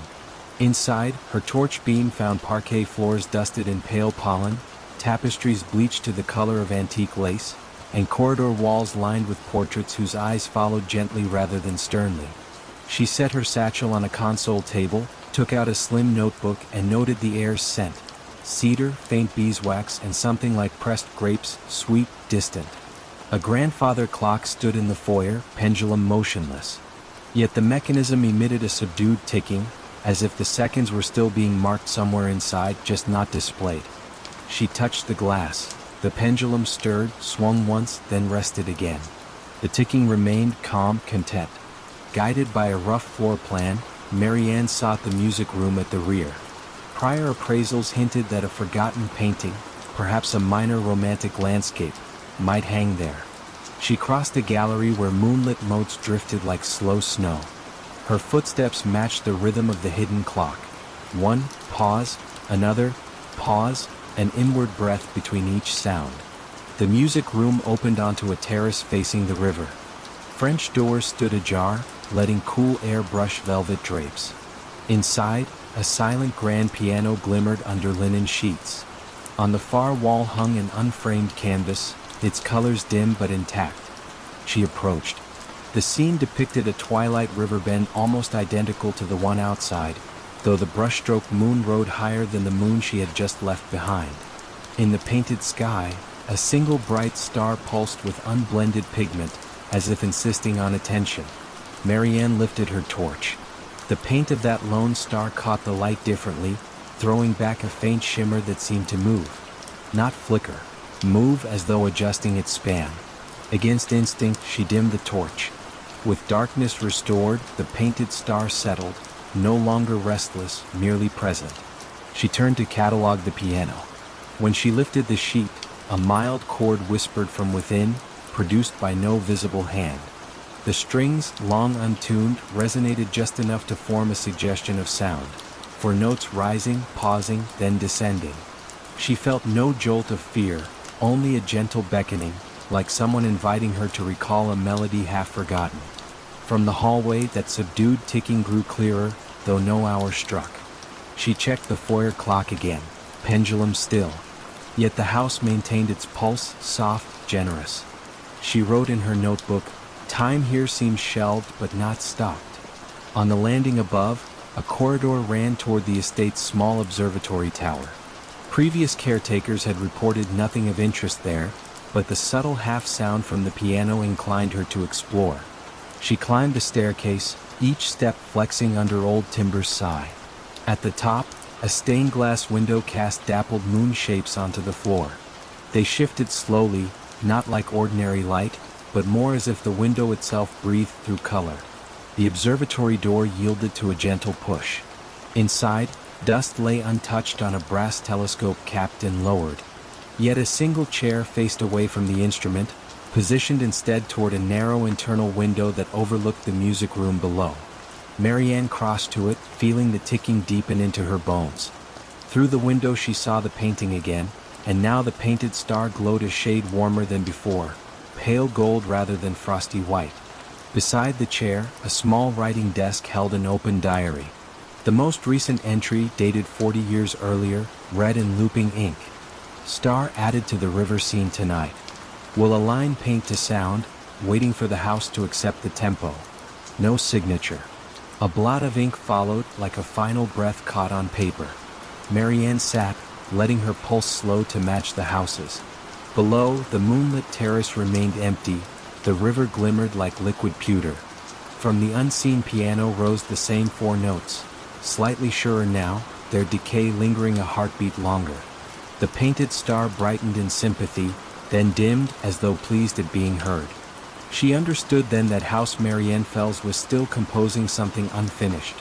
A harmony between clock, canvas, and chord, each element waiting decades for a listener willing to measure the pauses. She had no role but to notice. Gently, she closed the diary, left everything untouched, and descended the stairs. In the foyer she set her notebook beside the grandfather clock and wrote only one line: "Artwork and instruments stable. House continues its slow duet with silence." She replaced the slip and felt the ticking fade, satisfied with acknowledgement. Outside, vineyard rows stretched in moonlit terraces, leaves stirring with barely a sound. As Marianne latched the gate, the unseen clock gave a single perfectly clear tick that reached her across the drive. Nothing else followed. The owl hooted once, echoing that lone beat, then settled into quiet. She walked toward the inn at the village edge, gravel crunching softly, heart paced to the river's measured flow. Behind her, House Marianne Fells receded into walnut shadows, still painting its night, still teaching its forgotten piano to breathe between notes, still keeping time without hands, content that someone had paused long enough to feel its gentle pulse. Fog settled over the disused tracks like a memory refusing to fade. Long after passenger trains stopped visiting the Northumberland moorland, the red brick station at Brackenfell remained upright, its iron canopy sheltering silence instead of travelers. A single lane curved past heather slopes, ending at locked gates where an enamel sign, letters worn to pale ghosts, once promised departures every hour. Now only wind and curlews moved with purpose, tracing slow flights across the sky. Amelia Rook arrived one soft April afternoon, seeking a place to finish a book on forgotten railways. She rented the old station master's cottage, a 3-room dwelling stitched to the platform by a short covered walkway. The local letting agent spoke kindly yet cautiously. "Keep the main waiting room closed at night," he said. "The echoes there grow restless after dark." Amelia assumed he meant drafts, perhaps the rattle of loose panes, and thanked him without pressing. Her first days passed in gentle routine. Morning light pooled through sash windows, warming chipped tiles that once carried the scuff of eager boots. She brewed nettle tea, walked the platform, and noted how moss filled every groove of the signal lever. Certain evenings she heard distant whistles that could only have belonged to wind cutting through drains, yet they drifted with such measured pitch that she paused, half expecting a locomotive to crest the bend. Near twilight on the 7th day, she unlocked the waiting room. Dust hovered in angled beams, giving the air a weight both delicate and old. Wooden benches lined each wall. At the far end hung a brass echo board, once used by porters to test acoustics before announcements. Its surface, though tarnished, still caught traces of light. Beneath it sat a mahogany ledger stand, empty but for a single fountain pen tethered by chain. Amelia crossed the creaking floor. When she touched the board, vibrations throbbed faintly, as if storing the hum of conversations long finished. She stood back and clapped once. The echo returned not as her own clap but as layered murmurs, snippets of farewells, ticket requests, the polite shuffle of baggage, all softened by time yet unmistakably human. She tried again. This time the echo repeated her clap, ordinary and clear. Puzzled, she left, locked the door, and made soup beneath a low moon. That night, rain tapped the slates. Just after midnight, a soft metallic ring sounded from the platform bell beside her cottage. She stepped into waterproof and boots, lantern raised. No one waited, yet the bell rope swayed. A folded timetable lay on the bench. Its cover showed the station's crest and the date, April 14, 1902, precisely 120 years passed to the day. Inside, penciled beside the final downline service, a note read, "Delayed, will arrive after last light, hold the gate." Morning found her restless with thought. She pored over county archives in the cottage study, discovering that on April 14, 1902, a mail train from the Scottish border vanished between two signal posts.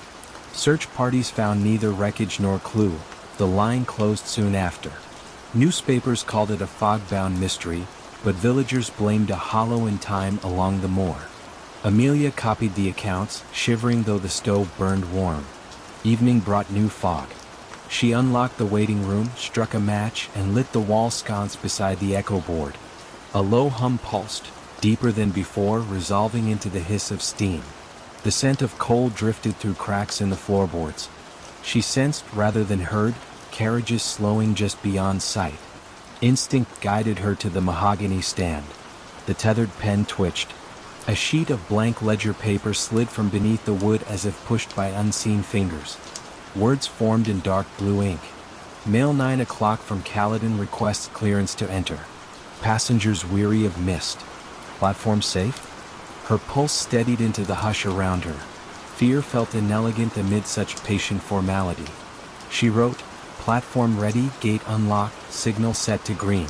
The ink dried before her eyes. From outside came the clack of points shifting, a sound no rusted mechanism should manage. Lantern in hand, Amelia stepped onto the platform. Fog parted enough to reveal an outline. Tall engine, lamps dimmed, paintwork blurred by drifting age. No roar of pistons, only a hushed rolling as though the train moved on rails of breath. Carriage windows glowed with lamplight. Faces appeared, calm, expectant, neither ghostly nor fully solid, like reflections on water at dusk. The engine stopped with gentle precision. Doors remained closed. Amelia felt urged not to board but to witness. A conductor's voice, distant yet clear, called a list of station names that ended at Brackenfell as though the line never extended farther. She realized the vanished train had finally reached its terminus, exactly 1 minute past the century. The bell rang. Doors opened inward but no one stepped down. Instead, small parcels hovered to the platform, wrapped in paper, tied with string, tags bearing contemporary addresses from nearby villages. Messages lost beyond time, perhaps now returned. Amelia counted 12. The conductor tipped his hat toward her, though she could discern no features beneath its brim, only a suggestion of gratitude. The doors closed, wheels whispered, the train slid back into the moor, swallowed by fog without receding sound. She carried the parcels to the cottage, dried them by the stove, and studied each tag. One bore the name of the letting agent's late grandmother, another addressed to a farmstead ruined by fire decades ago. Curious weight rested in every box. She resolved to deliver them at dawn. Before sleep, she entered the waiting room once more. The ledger page now displayed a single line beneath her reply. "Service concluded. Gate may rest." She added, "Parcels received. Platform honored your arrival." The echo board hummed softly, then stilled. Over the next week she walked lanes, placing packages into cautious hands. Contents varied: photographs, pressed wildflowers, a brooch, a pocket Bible, but each recipient felt an immediate, private recognition, as though a chapter of ancestry had slipped home. News spread gently yet without frenzy. Those on the moor respect what arrives by hush. Amelia completed her book, dedicating a final chapter to stations that keep their own schedules. In it she described no phantom train, only the notion that some journeys respect clocks we have forgotten how to read. The day she left, she locked the waiting room, but left the key on the ledger stand in case another caretaker might need it when echoes begin to stir. The lane bent away through blooming gorse. Behind her, the station bell chimed once, clear, brief, content. and the sound folded into birdsong, mingling with the steady breath of open moorland. Snow drifted down in hushed, indecisive spirals, and the grand chalet of Sonnen seemed to breathe more slowly with every flake that touched its eaves. Perched above a narrow valley in the Bernese Alps, the chalet had once hosted winter artist retreats, its timber balconies alive with laughter and the scrape of easels. Now, in early January, only 2 lights showed against the rising dark. One in the concierge's nook near the entryway, and one in room 17, where Mathilde Kramer unpacked sketchbooks she had not opened since autumn. She had come for a month of rest, a gift from her editor after deadlines had turned her nights thin. The chalet promised quiet, just 9 guest rooms, a stone hearth kept on low flame, and snowbound silence stretching in all directions.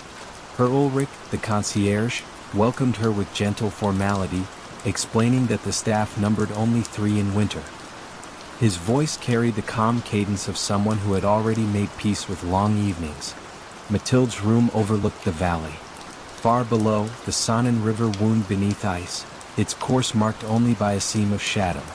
She poured tea and listened to the building settle, timbers sighing as though releasing stories they had rehearsed for years. Soon she noticed a pattern beneath the usual creaks. A faint, rhythmic tapping, 5 slow beats and then stillness, repeating at almost perfect intervals. She timed it against her pulse. Steady, deliberate, never hurried. At breakfast she asked Herr Ulrich whether another wing might still be under renovation. He shook his head, smile polite but distant. All work finished before the first snow, he assured her. Then after a pause he added, should you hear something unfamiliar, it may be the winter room. Best not to worry. He gave no further explanation, and Mathilde, warmed by coffee and a fire that crackled like distant applause, decided not to press. Days unfolded in gentle sameness. She walked the edge of the pine forest, sketched icicles that hung like glass harps, and returned to evenings of quiet soup and bread. Yet each night, somewhere between the first and second strike of the mantel clock at 9, the tapping began again. 5 measured notes, almost hollow as if knuckles met old oak, followed by silence just long enough to invite attention. On the 4th night curiosity outweighed hesitation. She wrapped herself in a wool coat, lifted a small lamp and stepped into the hall. Snowlight filtered through high windows, turning the corridor into a silver tunnel. Rooms 11 through 15 lay empty, doors locked. But beyond them, half hidden behind a carved screen, she noticed an unlabeled oak door. The tapping sounded once more from the other side. "Good evening," she called, voice pitched low out of instinctive courtesy. No reply came, yet the air felt thick with the sense of someone listening. She tried the handle. It turned, but the door would not move, as though sealed by something subtler than a bolt. Remembering Ulrich's words, she retreated, leaving the corridor to its hush. Next morning a fresh card rested beside her plate in the dining room. "Madame Kramer, the library awaits at 10, should you wish to work beside the south windows." No signature, but an embossed snowflake at the bottom suggested Ulrich's hand. She found the library bright and inviting, yet one shelf held only a single volume, a slim ledger bound in ivory vellum. Its title, pressed in barely visible silver, read Guests of the Winter Room. Inside, the first page offered a simple instruction: record what you surrender, and the room will return what you have misplaced. Beneath lay rows of entries spanning 80 years. Some surrendered forgetfulness, others a weight in the chest, one simply restless midnights. The return column, however, was blank for every line, as though whatever was given back lived beyond the need for ink. That evening Mathilde placed the ledger on her writing desk and stared at its emptiness. Snow whispered outside, a sideways lullaby. She wrote, "I surrender the urgency that robs evenings of their softness." The moment her pen lifted, a soft click echoed down the hall, the same 5-beat pattern, muffled yet inviting. Lamp in hand, she approached the unlabeled door. This time it opened inward at the lightest touch, revealing a small octagonal chamber paneled in pale spruce. Frosted windows circled the upper walls, collecting moonlight until the air itself resembled still water. At the center stood a low table with 2 objects, a brass metronome ticking in that familiar quintuple pattern, and a closed sketchbook whose cover matched the one she had left in room 17, yet bore no charcoal smudges. She sat on the upholstered bench and opened the book. Inside were crisp, blank pages, but when she turned to the third leaf she found a charcoal drawing already formed. Her own hand poised above a winter hillside, the gesture relaxed, patient. The lines carried a quiet confidence she had not felt in months. She touched the edge of the page. Charcoal did not smear. The metronome slowed, its ticks elongating until they matched her breathing, then stopped altogether. A gentle warmth rose through the floorboards, and for a moment she believed she heard distant bells buried under snow, chiming not a warning, but an assurance that time could briefly settle into stillness. She closed the sketchbook and felt the unfamiliar weight of unhurried possibility settle over her shoulders like a shawl. At breakfast she found no card, only her Ulrich's serene nod. She returned the ledger to its shelf, noticing her entry now carried a tiny silver check mark in the return column. Beneath it, in handwriting not her own, one word appeared: softness. She smiled, understanding that the room had accepted her offering and quietly restored what had been misplaced. During the following weeks, she visited the winter room each night. Sometimes the table held a phrase she had forgotten how to write, other times a memory of mountains from her childhood. Each gift arrived without flourish, as natural as breathing. She never stayed long. The chamber seemed to prefer brevity, as though it operated at the border of sleep. When February's first thaw streaked the windows and her departure day neared, she wrote a final line in the ledger: I surrender nothing. I carry forward what was found. No checkmark followed, and she knew that was correct. The train down valley left at dawn, its whistle dissolving into the white stillness. From her compartment Mathilde glimpsed the chalet, small against the slope, a single window dimly aglow. She could not say whether it belonged to her former room or to the winter room itself, but the light felt steady, like a heartbeat maintained on behalf of travelers who might someday arrive carrying burdens they were ready finally to set down. A soft green light pulsed beneath the fog, like an echo seeking its original sound. Clonfera lay on Ireland's western rim where peat-scented fields dropped into the Atlantic, and the only building braving the cliff edge was an abandoned signal house, once the terminus of an undersea telegraph cable that carried news between continents. The cable had long fallen silent, but villagers still spoke of faint glimmers at the cliffs on moonless nights, as though messages persisted even after words were forgotten. Hannah O'Shea arrived in late March, carrying a thermos, a sketchbook, and the quiet intention of avoiding her city inbox for as long as coastal weather allowed. She rented a stone bothy half hidden by thrift and heather. Each morning brought gull cries stitched to wind, each evening the distant hum of waves rearranging shingle. The rhythm softened the tightness behind her eyes quicker than any doctor's advice. On her third dusk, as mist folded over the fields like a linen sheet, Hannah followed a sheep path toward the cliff. The signal house appeared gradually, square, stout, its granite blocks marbled with lichens the color of old copper. She pressed a palm to the wooden door. It moved inward with surprising ease. Inside, salt air lingered, mingling with an undernote of beeswax, as though someone had recently tended a quiet ritual. A single brass instrument remained, the old tape receiver nailed to the far wall. Its iron clockwork drum, once chattering with Morse, now sat still, yet in moonlight its mica window held a faint glow.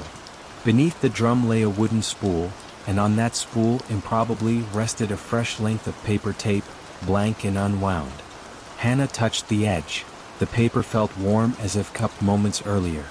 She smiled, suspecting coastal pranksters, and stepped back into drizzle. That night rain tapped the bothy roof like small, patient questions. At midnight Hannah woke to find a strip of pale tape slipped under her door. Tiny indigo dots and dashes marched across it, clear Morse, though she only recognized the shape of letters, not their meaning. The strips smelled faintly of kelp and lamp oil. She lit a candle, copied the code into her sketchbook, and returned to sleep lulled by the steady metronome of rain. Morning sun silver-plated the ocean. At the village cafe, she borrowed a Morse chart from an elderly fisherman who kept it in his wallet for luck. The decoded message read, "Tide high, letter safe. Come dusk." Amused and gently unsettled, Hannah pocketed the strip, promising herself she would revisit the signal house after supper. Dusk arrived blushing violet. Hannah crossed the cliffs under a shawl of gull wings. Inside the signal house, the drum now turned with silent grace, feeding tape through unseen gears. No key clicked, no relay snapped, yet the dots and dashes formed neat rhythms before her eyes. She watched until the strip ended, then tore it free. The message read, "If you keep watch, we keep time. Ink waits in the drawer." A shallow drawer beneath the bench slid open at her touch. Inside lay a fountain pen and a small bottle of cobalt ink. A brittle ledger, spine cracked but pages blank, rested beside them. On the inside cover someone had written tied letters, keepers and finders. Dates spanning a century followed, each with 2 columns, incoming and response. The most recent line belonged to 1972. After that, blank space waited like calm water. Hannah dipped the pen and wrote the date, then added under response, "Watching." She capped the ink, feeling the house exhale, a breath she sensed more than heard. Outside, the green light blossomed briefly through fog as though acknowledging receipt. Over the next week a gentle correspondence unfolded. Each midnight, another strip of tape slid beneath her door, sometimes damp with sea spray, sometimes crisp as parchment left near a stove. Messages whispered of tide heights, wind shifts, constellations hidden above cloud. She answered in the ledger at dusk, her handwriting slowing to match the patient cadence of surf. Questions crept in: who sends the tape? The response, coded, arrived 2 nights later. The sea remembers every word, we only lend it a voice. Storms rolled in, low and thundering. Windows rattled, but the tape still found her, edges rimmed with salt crystals. One message read, "Cable phrase at Western Trench. Need witness when moon is new." The request felt neither urgent nor benign, simply inevitable. On the appointed night, Hannah stood on the cliff, black water yawning below. Foam trails glowed faintly, tracing a submerged line that pulsed toward the horizon. For one long moment she sensed the cable itself breathing, fibers straining to share weight it could no longer keep secret. Then darkness settled back, and she returned inland carried by the hush of knowledge too deep for words. Her ledger reply was short, witnessed, hold steady. After the storm season broke, tourists began to trickle through the village, their chatter bright and quick. Hannah knew her leave would soon end. She walked to the signal house for a final dusk visit. The tape drum sat idle, its mica window dim. In the ledger, beneath her last entry, new ink glistened. Time turns, tide returns, keep the door unlatched. She added beneath, door unlatched. Thank you for the quiet. Before leaving, she placed fresh ink and paper in the drawer, folded the blanket she had brought against cold nights, and wedged the door open just enough for salt wind to wander through. On the path back, she glanced toward the cliff edge. A soft green pulse answered, brief but certain, like a lighthouse whose beam was meant solely for those already safe on shore. The following morning she boarded the bus east. As fields rolled by, she reached into her coat pocket and found one last strip of tape she had not noticed before. The code translated simply to, "Carry calm." She folded it into her diary, feeling the gentle weight of unsent words settle into quiet certainty. And far behind her, the cable beneath Atlantic waves held its steady breath, waiting for the next keeper who might pause to listen when fog and night conspired to speak. The small town of Frost Haven, Minnesota, pressed itself into midwinter silence. Shutters latched, chimneys breathing faintly, street lamps haloed by ice crystals. A single footpath wound from the sleepy main street to the old North Star Observatory, a brick turret seated on a rocky island like a forgotten sentinel. Though its telescope had lain dormant for decades, locals swore a thin beam sometimes glimmered through the dome on moonless nights, as though the sky still waited to be read. Dr. Eleanor Lewis arrived just past dusk, breath curling around the collar of her wool coat. She had come at the invitation of the County Historical League to evaluate the observatory's surviving star charts, rare photographic plates rumored to contain early aurora recordings. Her boots cracked over lake ice that hummed softly beneath each step, a sound low enough to feel rather than hear. Wind hissed through cattails along the shore, then receded, leaving only the muted echo of her own heartbeat. The observatory door, oak warped silver gray, surrendered after a polite shove. Inside, her lantern cast a modest circle of light, revealing wooden floors where frost mapped delicate ferns across planks. The air smelled of cold iron and distant cedar smoke. Against the far wall loomed the great telescope, angled toward a ragged hole in the copper dome. Snowflakes fell through the gap, drifting lazily onto the brass gears like soft confetti at a forgotten celebration. She closed the door, letting stillness settle. On a nearby desk, a ledger lay open beneath a thin crust of snow. The ink had bled slightly, yet one entry remained clear. December 13, 1954, star R227 observed to pulse 4 times, then pause. Beneath the note, someone had penciled a faint line, "Wait for the 5th." Eleanor traced the words with a gloved finger, feeling no chill despite the frost. Shelves along the circular wall held narrow drawers labeled by constellation. She opened one marked Cassiopeia, and found glass plates wrapped in tissue paper, edges silvered, images visible when tilted toward the lantern. Nebulae glimmered like tiny frost flowers, precise yet haunting. Among them lay a folded envelope addressed simply to the returning eye. She hesitated, then lifted the flap. Inside rested a single sheet of vellum bearing coordinates and a short instruction. Focus at 18 degrees above north horizon, precisely 1 hour after silence begins. No date, no signature. She glanced upward. Through the domes breached the sky blushed purple-black, stars beginning to crystallize. Silence, she realized, had already unfurled itself across the lake. No vehicles, no barking dogs, only the faint pulse of her own breath.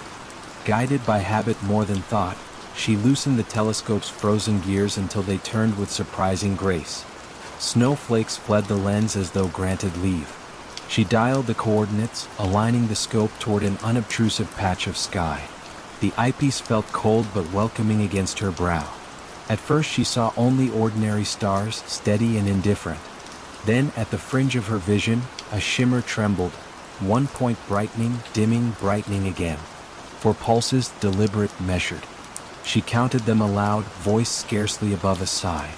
A pause followed, long enough for the mind to wonder whether anything more would occur. When the 5th pulse finally came, it lingered slightly as if aware of being watched, before subsiding into ordinary starlight. Eleanor exhaled the breath she hadn't realized she held. The room around her seemed to lean inward, waiting. From the ledger's desk, a soft tap answered, no louder than a snowflake striking wood, yet it carried distinct intention. She crossed the room. The ledger's pages had turned themselves. A fresh sheet lay exposed, blank except for a faint wet circle, as though ink had only just lifted from the nib. A pen rested beside it, point glistening dark even in the dim light. Without resisting, she picked it up. Her hand moved gently, writing a single observation.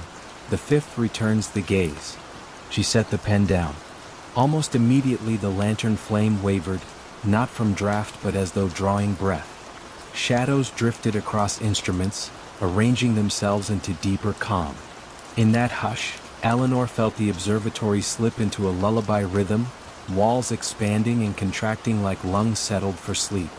She closed the ledger, replaced the glass plates, and sealed the envelope back within the Cassiopeia drawer.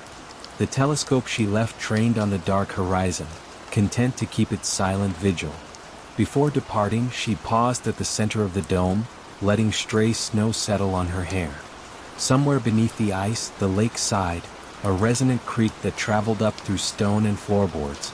It sounded uncannily like a distant echo of her own thoughts, returning from below rather than above. Outside, night had deepened to still velvet. The path homeward glittered faintly, moon shards embedded in ice.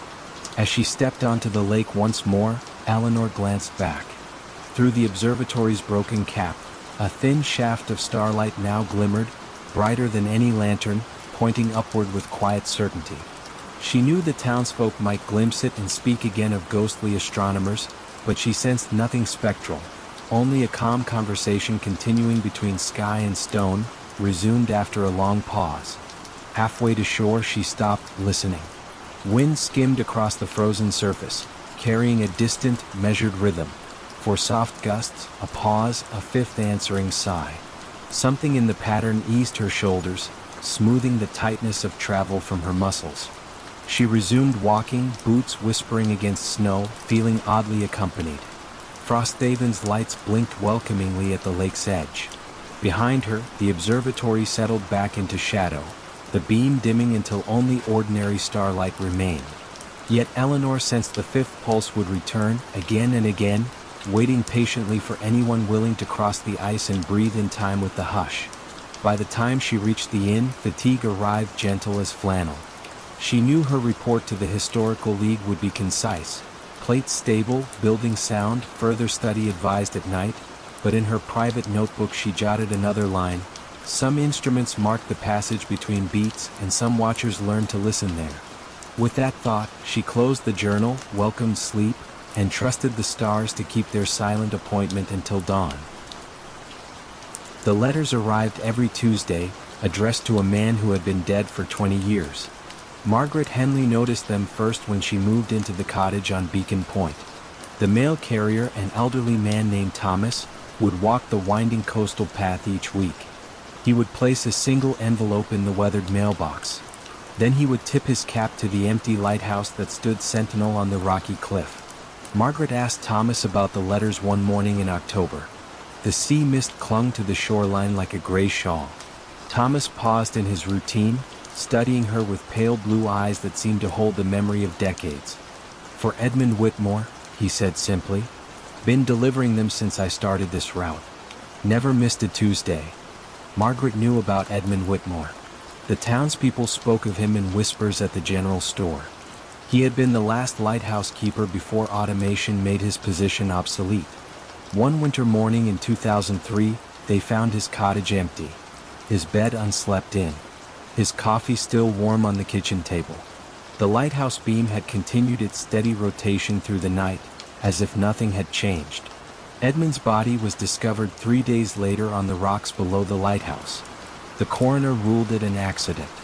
A man grown careless in his grief over losing his life's work. But the townspeople remembered Edmund as sure-footed as a mountain goat on those familiar cliffs. Now Margaret lived in his cottage. She had inherited it from a great-aunt she barely remembered. The cottage sat in the lighthouse's shadow, connected to the tower by a stone pathway that the ocean spray kept perpetually damp. She began collecting the letters.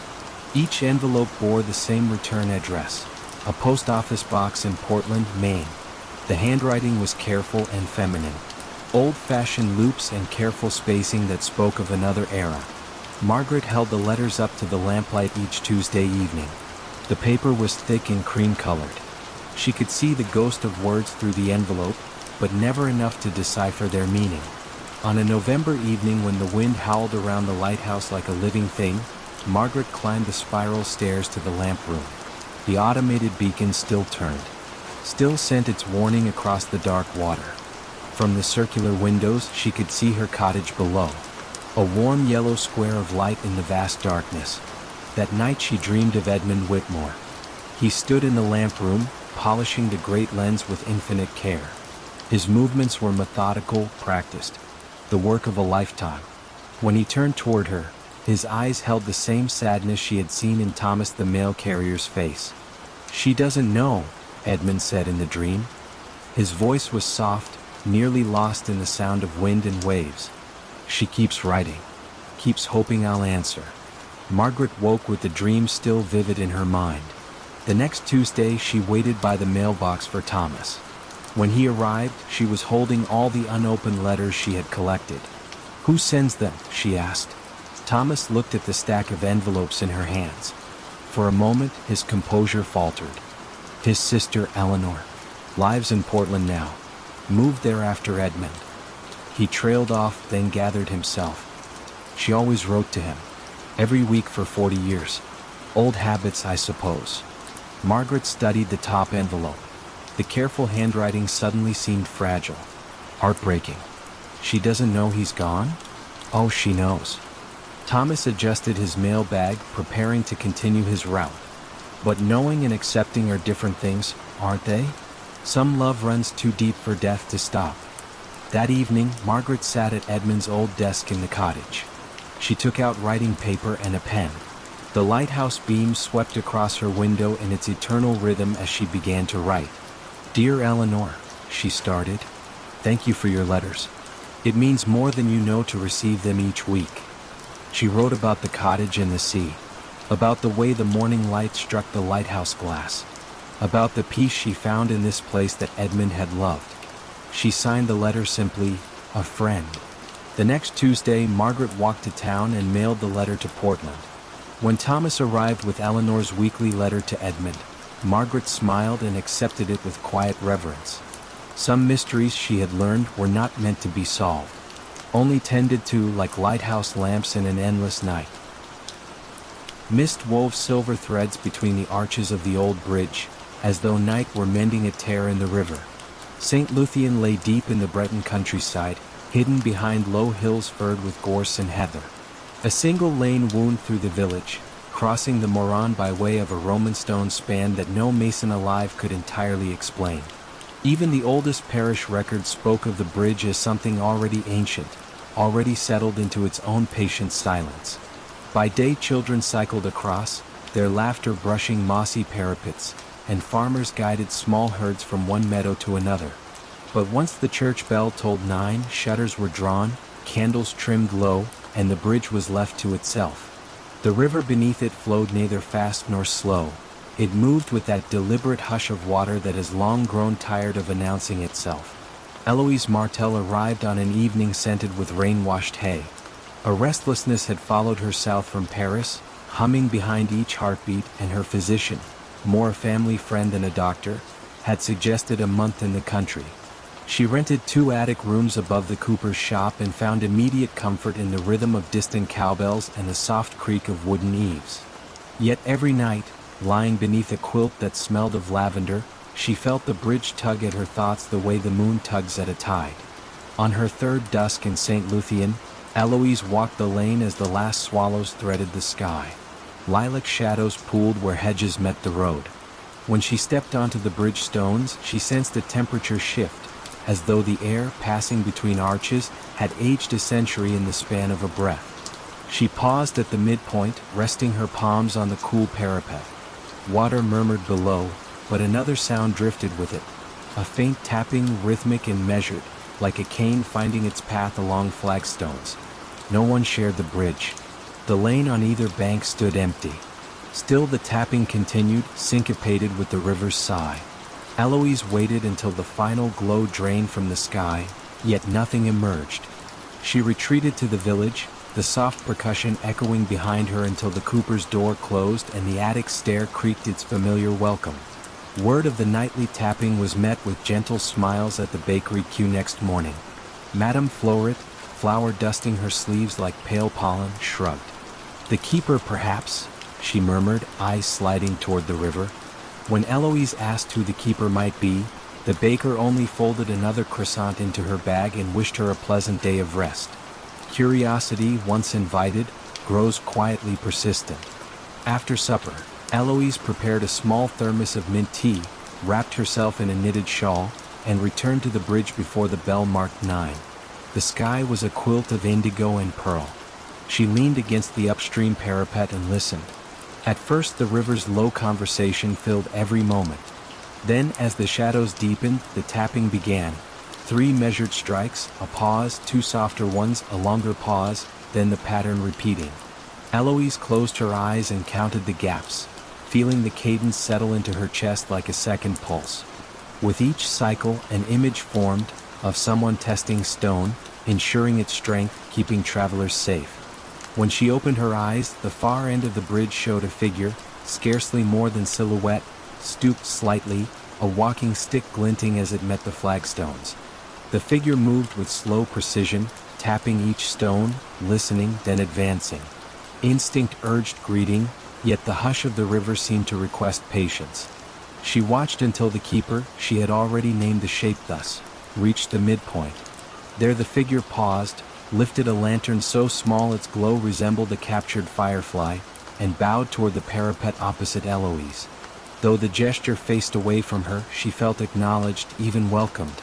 The lantern dimmed, the tapping resumed toward the far bank, and fog gathered behind like a curtain drawing closed. Next morning brought mist that lingered until noon, leaving droplets on every cobweb strung between garden posts.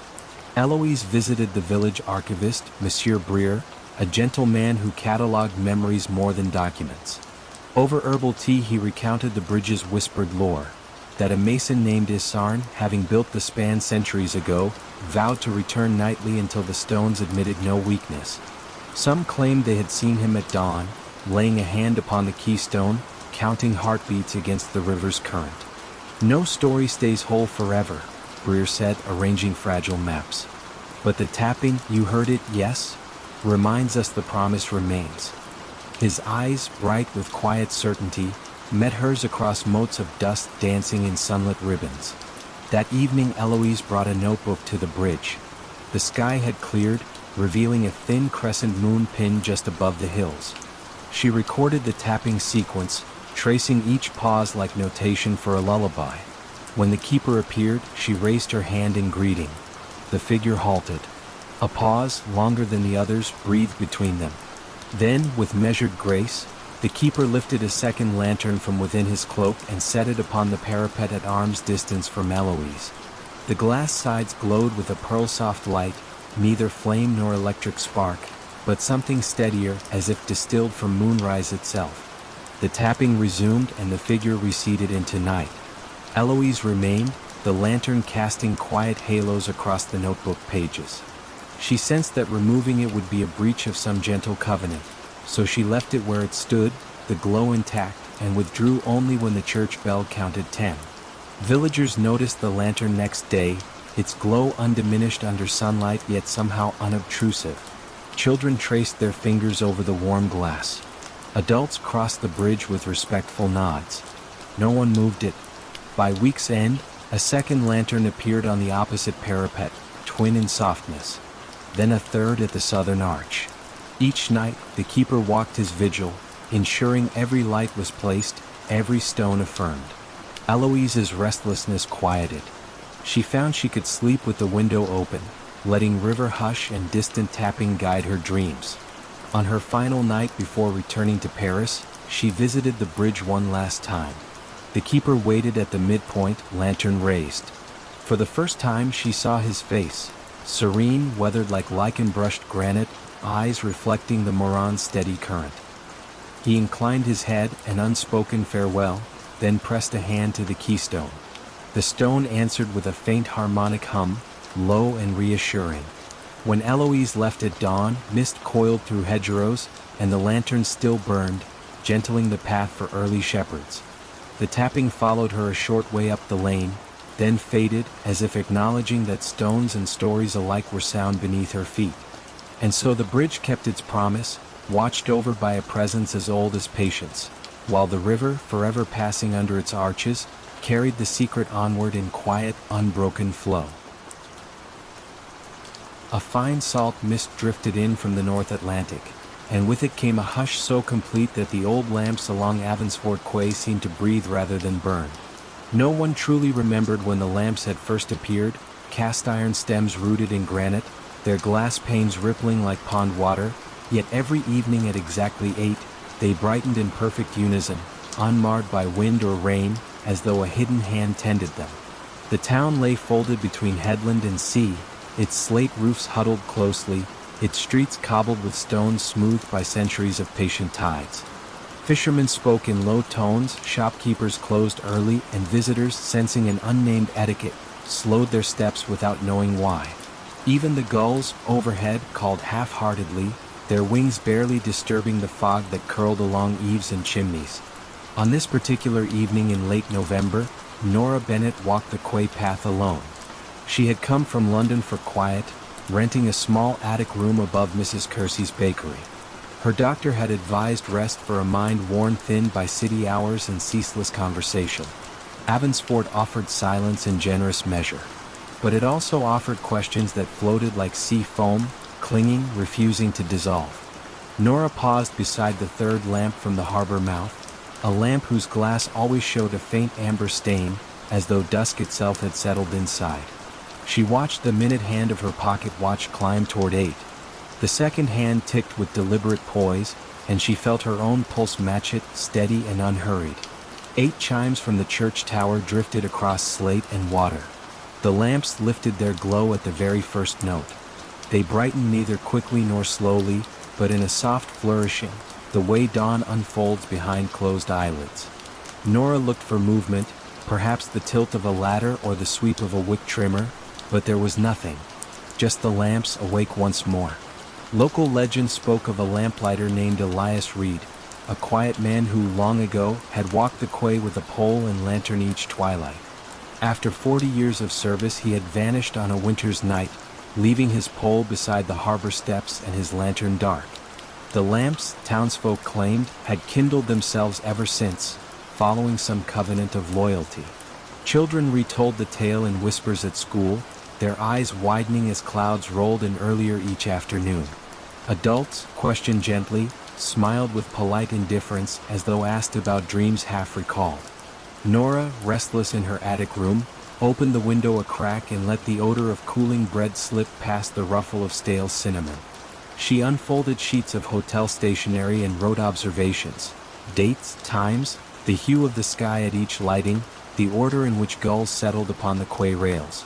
Each note steadied her, the way arranging seashells along a sill can soothe wandering thoughts. But a question throbbed beneath her careful catalogue. What might happen if a lamp were removed? Would the remaining lights falter, or would they burn on, indifferent? One midnight, wrapped in a fisher's wool coat borrowed from an unguarded peg, she carried a small stepladder to the farthest lamp, the one closest to the abandoned cannery. The moon hung low, polished by cloud. She climbed, hands trembling more from hush than cold. With a soft click she lifted the latch that held the glass pane. The metal was neither warm nor cool. It felt like stone submerged in deep water.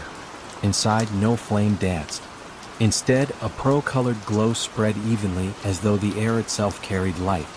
She reached with gloved fingers, intending to cup the glow and learn its weight, but the moment her hand crossed the threshold the light receded, contracting to a single point. It hovered, quivering no larger than a pinhead, then slipped past her wrist into the night. It floated upward, joined by a second point from the next lamp, then a third, until 10 tiny lights drifted above the quay like dandelion seeds. Down below, the iron posts emptied, the glass panes darkening to mirror the sea. Nora descended, every plank beneath her boot drawing a hollow tone from the pier. A wind bowed through the alleys, shutters tapped. The church clock, unbidden, chimed once, though the hour was neither whole nor half. From windows, curious faces appeared, lit by candles, their eyes wide with the shared recognition that something familiar had slipped. The points of light gathered at the harbor mouth, arranging themselves in a slow spiral. Their brightness did not glare, it soothed like the reflection of stars on gentle water. They turned, drifting seaward until the fog swallowed them.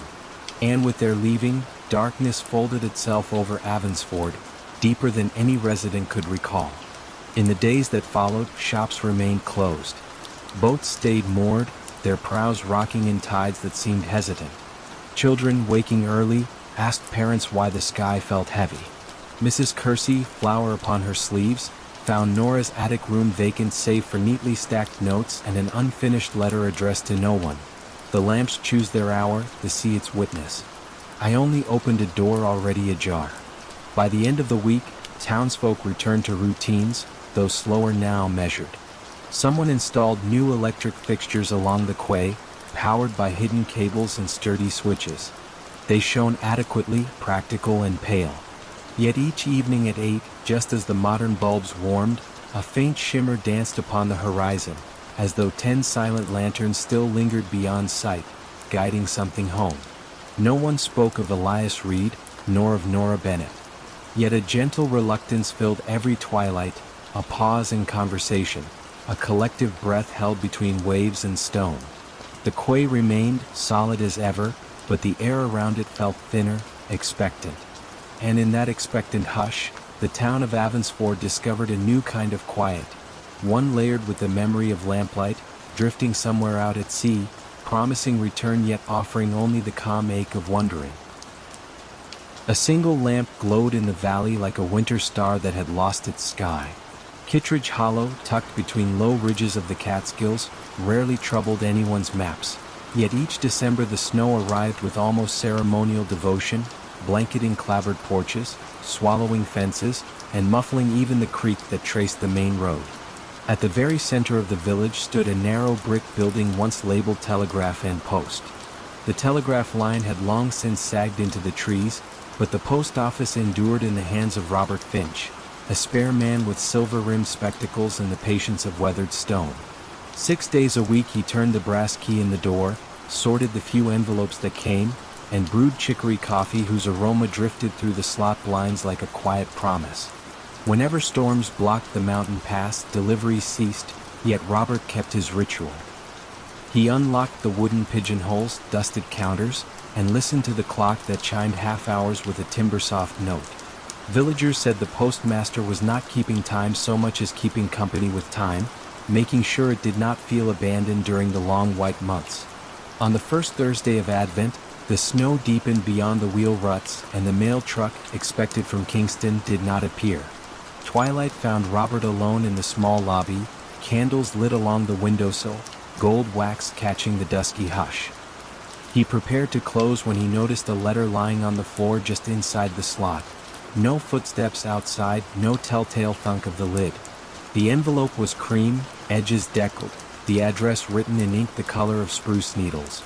To the resident of the postmaster's chair, Kittredge Hollow, where the mountains listen. There was no stamp, no return. The paper felt faintly warm, as if it had slept in a pocket close to a hearth. Robert slit the flap with his bone knife and withdrew a single page.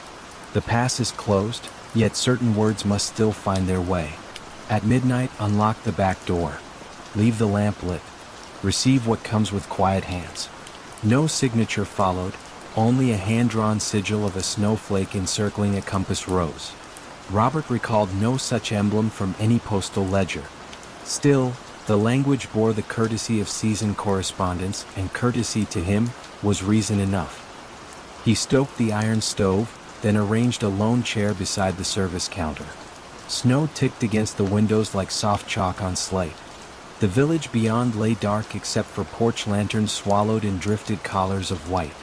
Minutes, then hours, threaded past. The clock chimed 11:30, its note swallowed almost before it could fade. At precisely midnight, Robert rose, crossed the sorting room, and lifted the latch of the rear door. Cold air folded inward, carrying a scent of pine sap and distant wood smoke. No figure waited, yet on the stoop rested a leather satchel, frost gilding its seams. Robert brought it inside, setting it beneath the brass ceiling lamp. The bag, though small, felt heavier than fresh mail should. He opened the buckles. Inside lay dozens of envelopes, each addressed in the same spruce ink hand, destinations ranging from cottages along the valley to outlying farms seldom seen until spring thaw. He checked the dates. None bore one. In the stamp's place, each envelope carried that snowflake compass sigil. Robert sorted them methodically into pigeonholes, finding enough letters to fill every slot, even those owners long since moved away or passed on. He hesitated over those names, yet custom compelled him. Mail must be delivered, or at least offered the chance. Only when the last envelope found a home did he notice a second compartment in the satchel. There, tucked like a final thought, waited a journal bound in gray linen. The first entry read, "I trust the Hollow's keeper of messages will honor the covenant. Winter is a boundary, words are bridges. Guard them until the thaw."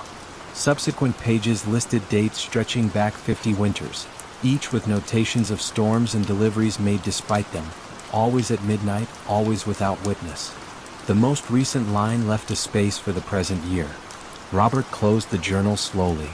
A hush settled so deep he heard the tick within the clock's gears, a small heart braving cold silence. Morning raised a brittle blue light over snowdrifts sculpted into sleeping giants. Villagers arrived on sled or snowshoe, expecting emptiness, and found instead every pigeonhole filled. Abigail Marsh, whose husband had ventured west 2 winters ago, opened an envelope and gasped at the neat paragraphs inside. News of safe passage across the plains, a promise to return come spring. Old Mr. Calder received schematics for a windmill he had dreamed of building before his joints stiffened. Even the abandoned box labeled Hopewell Cabin, empty for 20 years, contained a letter for its last occupant, penned in a child's uncertain script, saying simply, "I remember the lilacs." Throughout the day a gentle awe threaded conversation. How had the mail arrived? Who braved the pass? Robert only smiled, handing out envelopes, offering no theory beyond the fact that messages, like seeds under snow, found their moment to rise. That night, after locking the front door, he opened the journal and inked the date in the waiting space. Beside it he wrote, "Received and entrusted, Bridges intact." Then he closed the volume and replaced it in the satchel, now empty of letters but ready for another season's cargo. Snow continued for 6 more weeks. The official postal route remained impassable. Yet every dusk, footprints appeared behind the brick building, single strides evenly spaced, leading to the door and vanishing again beyond the elms. Robert never heard them arrive, never caught a silhouette against the lantern light. Still, on his desk he occasionally found an empty mug, faint steam curling as though shared hospitality needed no words. When equinox neared and the pass finally opened, the first Kingston truck rolled into the hollow.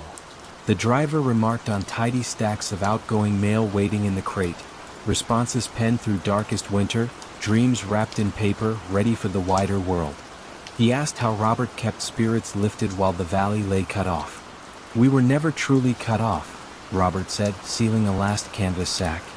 "The roads we travel aren't always marked on maps." Spring loosened the ridge shadows, creeks rushed with newfound voice, and the satchel rested once more behind the sorting desk, patient as seed in soil. Robert polished its buckles, then dimmed the lamp, confident that when snow returned and midnight called, the unseen courier would keep faith, riding the silent pass where mountains listen and words, unlost, glide over drifts like sparrows searching out old roofs.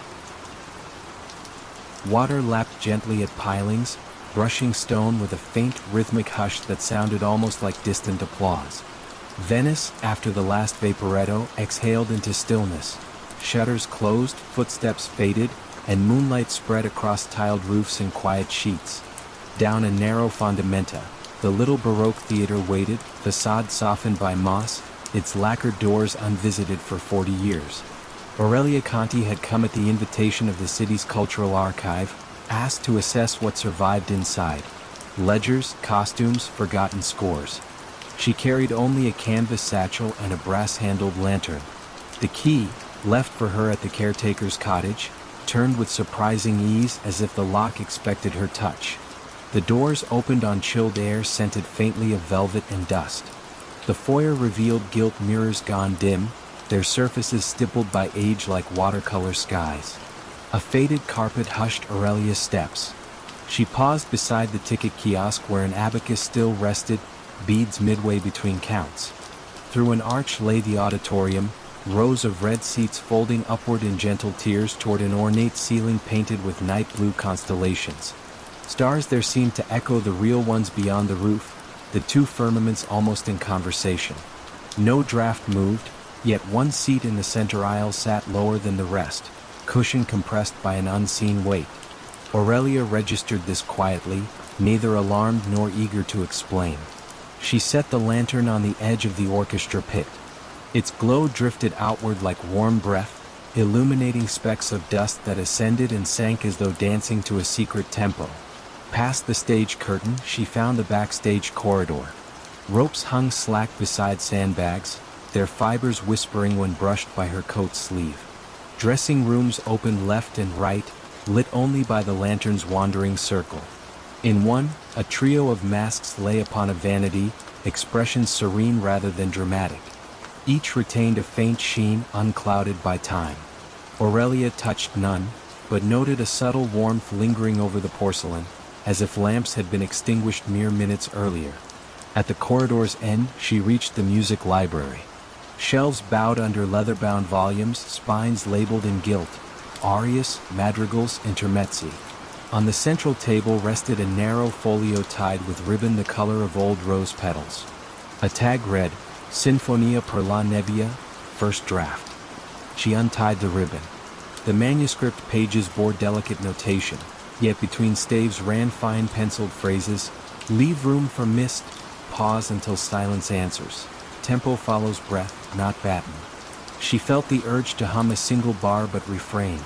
Even an exhaled note might stir something better left placid. Instead, she unfolded her notebook and copied a few measures.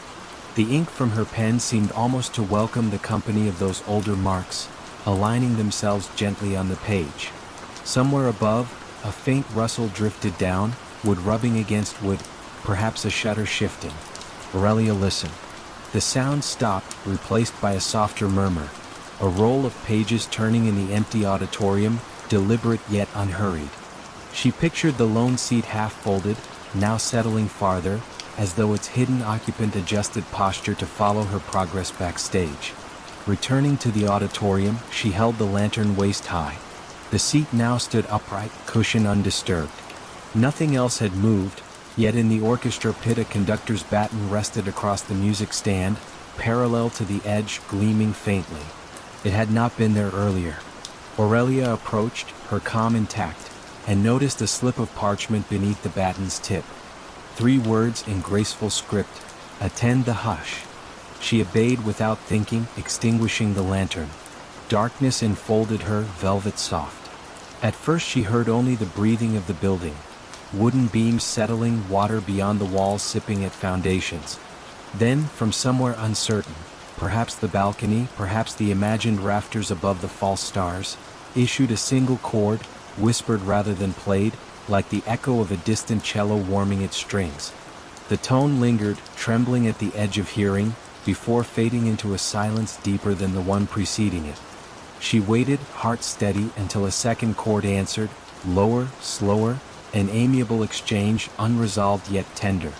The pause that followed stretched long enough to feel like a held breath spanning centuries. In that hollow, a curious peace settled over her shoulders, as though the theater recognized in her a respectful listener. When the third chord came, soft, barely tangible, it drifted outward, dissolved, and did not return. The hush that followed felt complete, needing nothing more. Aurelia relit the lantern. The baton lay precisely where she had found it.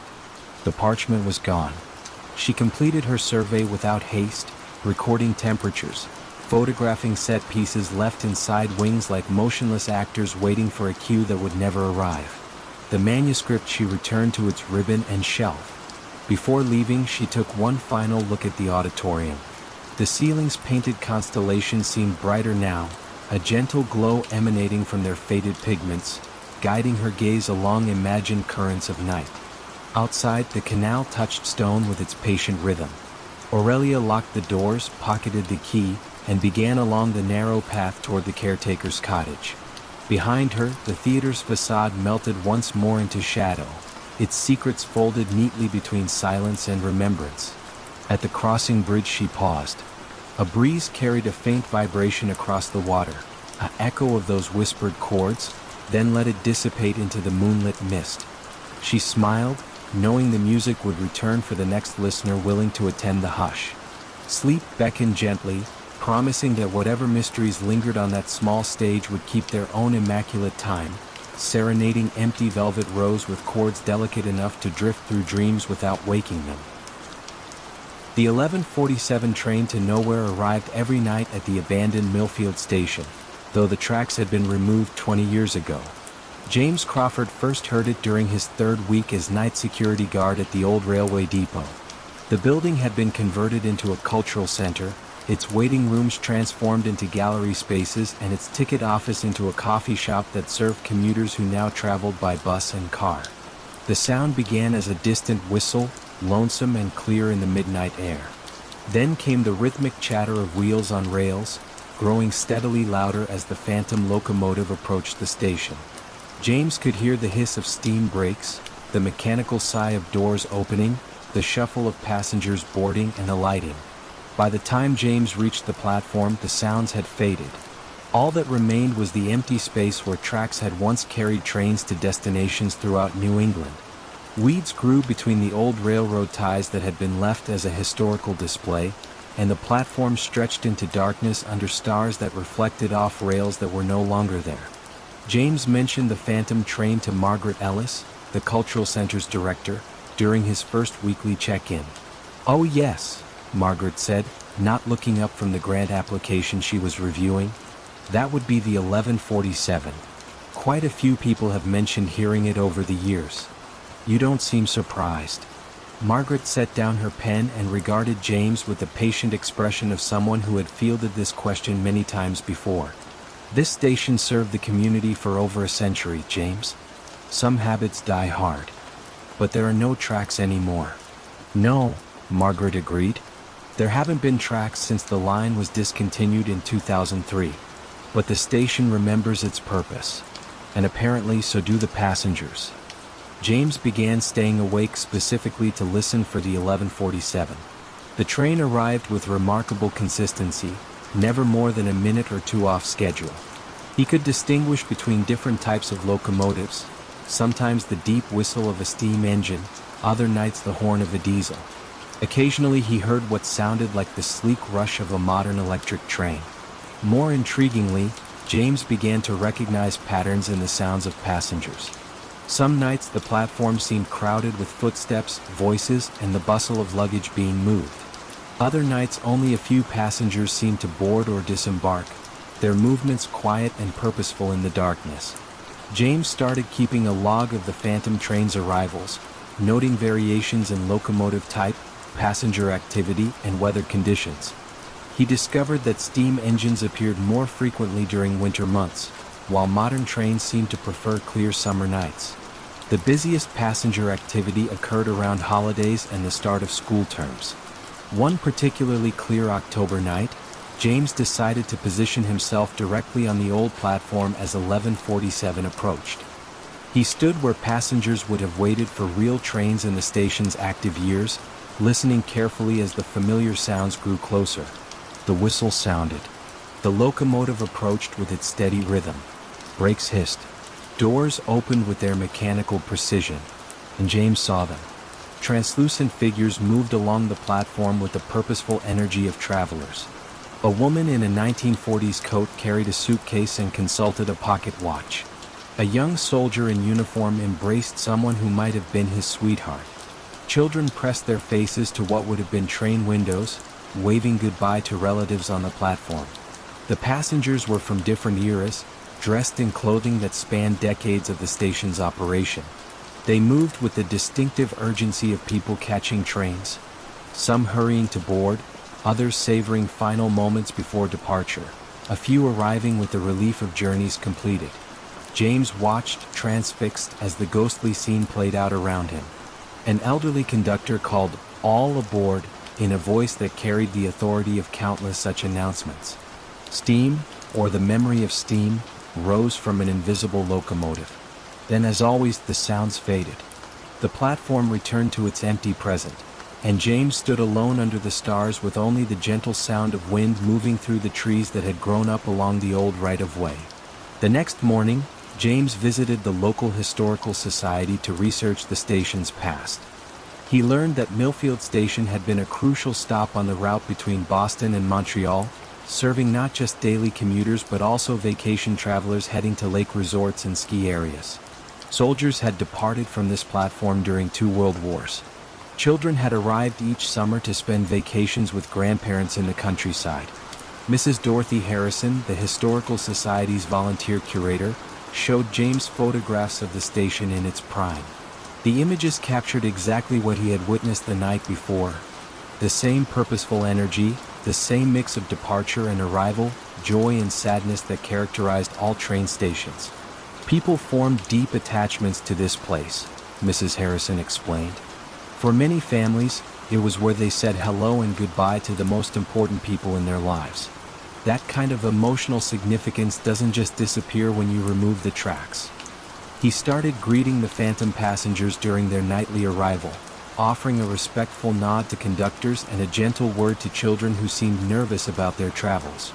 The ghostly figures began to acknowledge his presence in return, a tip of a hat, a smile, a wave from a train window. Some nights, when the platform was particularly crowded with travelers from across the decades, James would hear conversations that spanned generations. The 1147 train, James realized, was not really going to nowhere. It was going to everywhere and everyone that mattered to the people who had once depended on this station for connection to the wider world. It carried passengers not to geographical destinations, but to the moments and relationships that had defined their lives. On quiet nights when few phantom passengers appeared, James would sometimes hear the train slow down as if the conductor was checking to see if anyone needed to board. In those moments, James understood that the 1147 was an invitation, a reminder that some journeys transcend the physical world, and that the most important destinations are often found not in distance traveled, but in the depth of connection between hearts that refuse to let go of what matters most. The cultural center thrived in its renovated station, hosting art exhibitions and concerts that filled the old waiting rooms with new life. But every night at 1147, the building remembered its original purpose, welcoming passengers whose love for this place and each other had made them eternal travelers on railways that existed beyond the need for steel and steam. A thin ribbon of mist curled above the pond, a silent sundial marking the slow drift of dawn. Stillwater Glen was the sort of New Hampshire village that hid almost on purpose, cradled by white pines and granite ledges, its 3 clapboard houses mirrored in water smooth enough to hold secrets. The only road arrived, then politely turned back the way it came. Just beyond the far bank stood a shingled boathouse with a cedar cupola and a narrow tower stitched to its side. Locals called the structure the water clock, though most had never seen it operate.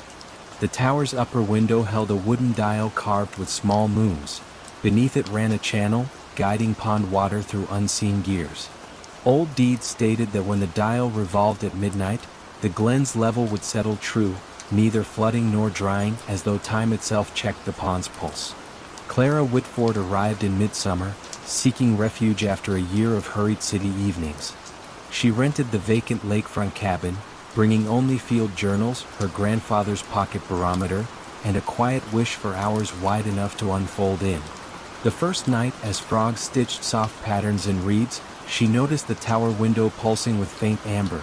One slow glow, one slow fade, too measured to be candlelight.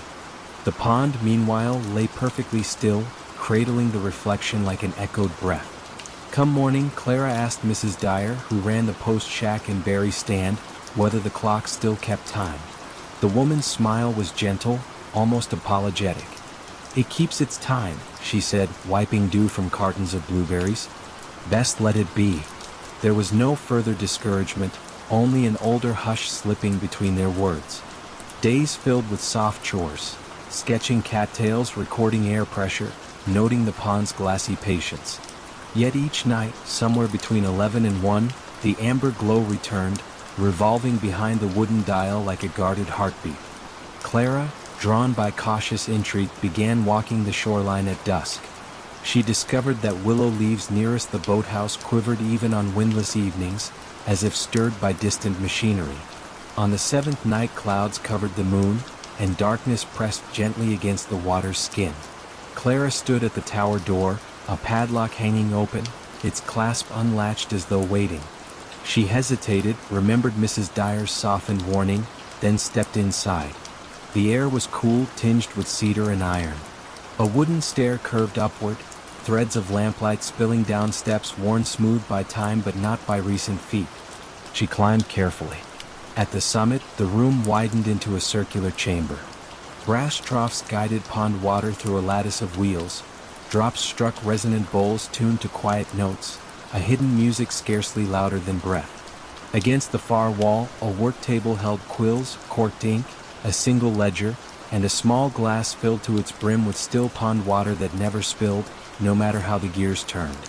The dial disc, thinner than she expected, rotated once each minute, not by clockwork but by the measured flow beneath. As the disc completed its circle, a single drop lifted from the glass, drawn upward, defying gravity, then stitched itself into the wood before sliding down a narrow groove carved into the tower wall. Outside, the amber glow brightened at that precise moment. Clara watched 5 cycles, feeling her pulse slow to the mechanism's patient cadence. She opened the ledger. Pages smelled of birch and distant rain. Entries stretched back 180 years, each dated simply by season and moon phase. Each carried 3 measured lines. Level, mirror. Sky, listening. Visitor, name. Sometimes the visitor line read none, sometimes an initial followed by a brief note. Spoke of forgetfulness, offered silver coin to water, sang lullaby for willow roots. The last entry stood blank, except for yesterday's date. Visitor. The pen lay uncapped, ink unstained. Something within Clara steadied. She wrote her name then, for reasons she could not later explain, added, left the city's noise by the shore. Ink dried instantly, as though absorbed not by paper but by the quiet itself. A soft click answered from below. The sluice gates shifted, releasing a hushed ribbon of water back into the pond. The wooden dial paused, lights dimmed, and within the stillness Clara sensed the pond exhale. She closed the ledger, replaced the cap, and descended, locking the door as she found it, though she could not recall seeing the key. Morning brought silvery calm. The pond mirrored the sky so perfectly that clouds appeared unsure where to drift. Mrs. Dyer handed Clara her mail and, noting her restful gaze, simply said, "You found its rhythm." Nothing more was needed. For the rest of August, Clara tended her studies yet surrendered her nights to the tower. Some evenings she merely sat in the chamber, letting the water music fold around her thoughts. Other times she penned small notations, heard grandfather's watch ticking in the hush, brought cedar shavings as thanks. Each visit closed the ledger line by line, sealing words into the Glen's quiet memoir. On the equinox, when early geese stitched wide verses across gray light, Clara prepared to leave. She entered the tower once more. The ledger waited open, new page unmarked. She wrote, "Visitor, none for now. Level, mirror. Sky ready." A final drop rose from the glass and fused into the dial's grain. The amber glow softened to pale apricot, then faded altogether, as though the mechanism had folded into slumber until another seeker required its balance. At dawn she drove the winding road, mist unspooling behind her like thread from a calm loom. Passing the last glimpse of water, she noticed something. The pond reflected two skies, one dawn orange overhead and one slightly deeper blue beneath, layered as carefully as pages in a closed book. She felt no need to puzzle it out. Stillwater Glen would keep its own equations. Far off, perhaps in late hours she could no longer measure, the wooden dial surely resumed its turn, water and time whispering through cedar veins. And somewhere in the ledger a blank line waited, poised between mirror and sky, listening for the next quiet name to complete the pond's gentle arithmetic. A hush the color of twilight settled over Greystone Orchard, as though the evening itself had paused to listen for a forgotten note. The orchard lay 2 miles north of Oxford, tucked behind low stone walls draped with moss and centuries of mild English rain. Travelers on the old coaching road glimpsed only tangled apple trees and the dark slate roof of a keeper's cottage.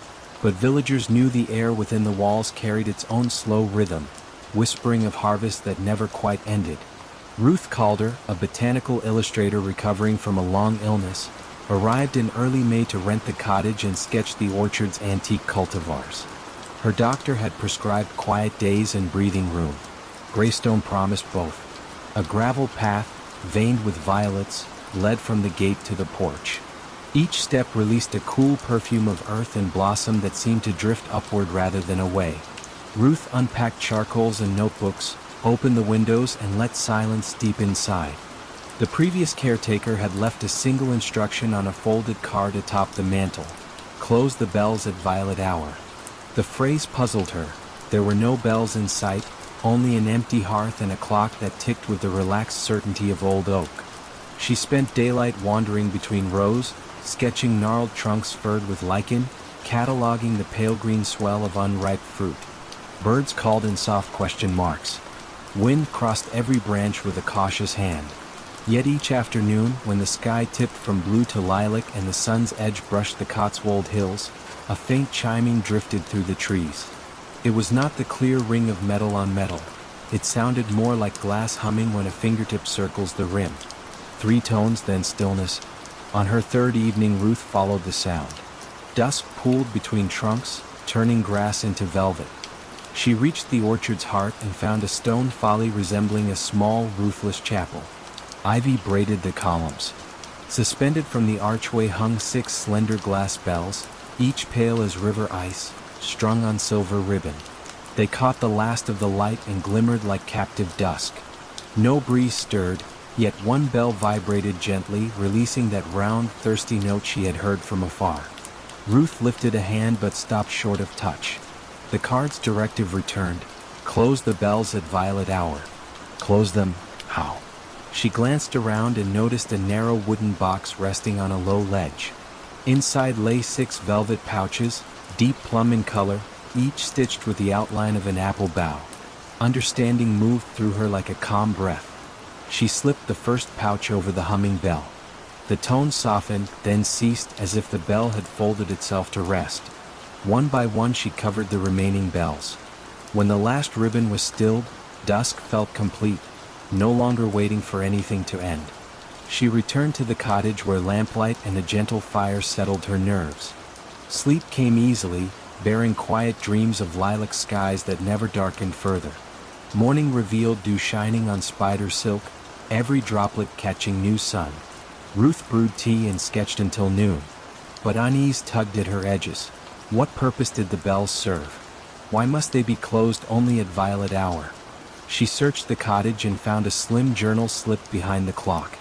The cover, gray linen, bore the name Edmund Greystone, 1891. Entries spoke of an experiment, capturing twilight's resonance so the orchard would always ripen at its most forgiving moment. The bells, Edmund wrote, vibrated with the violet frequency, a narrow seam between light and dark that lulled fruit into lingering sweetness. Yet if left uncovered, the bells would continue to drink from evening, delaying night indefinitely. One must let darkness arrive, he concluded, else dawn forgets the way. That evening Ruth repeated her walk. Again at the precise flush of lilac, the bells sang. She hushed them with the pouches, then lingered, sensing gratitude in the cooling air. A nightjar called from somewhere beyond the wall. Twilight sighed and released its hold. Days slipped into a pattern as gentle as breath.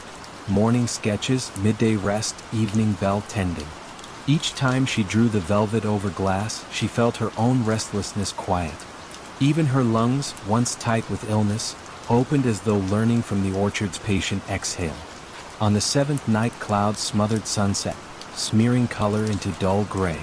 The bells, however, thrummed more urgently, strings of pale light pulsing within the glass. Ruth hurried, yet with each pouch she slipped on, the remaining bells rang louder, resisting closure. The air tasted of distant thunder. She recalled Edmund's warning, "Let darkness arrive." She steadied her breath and whispered, "The night is welcome."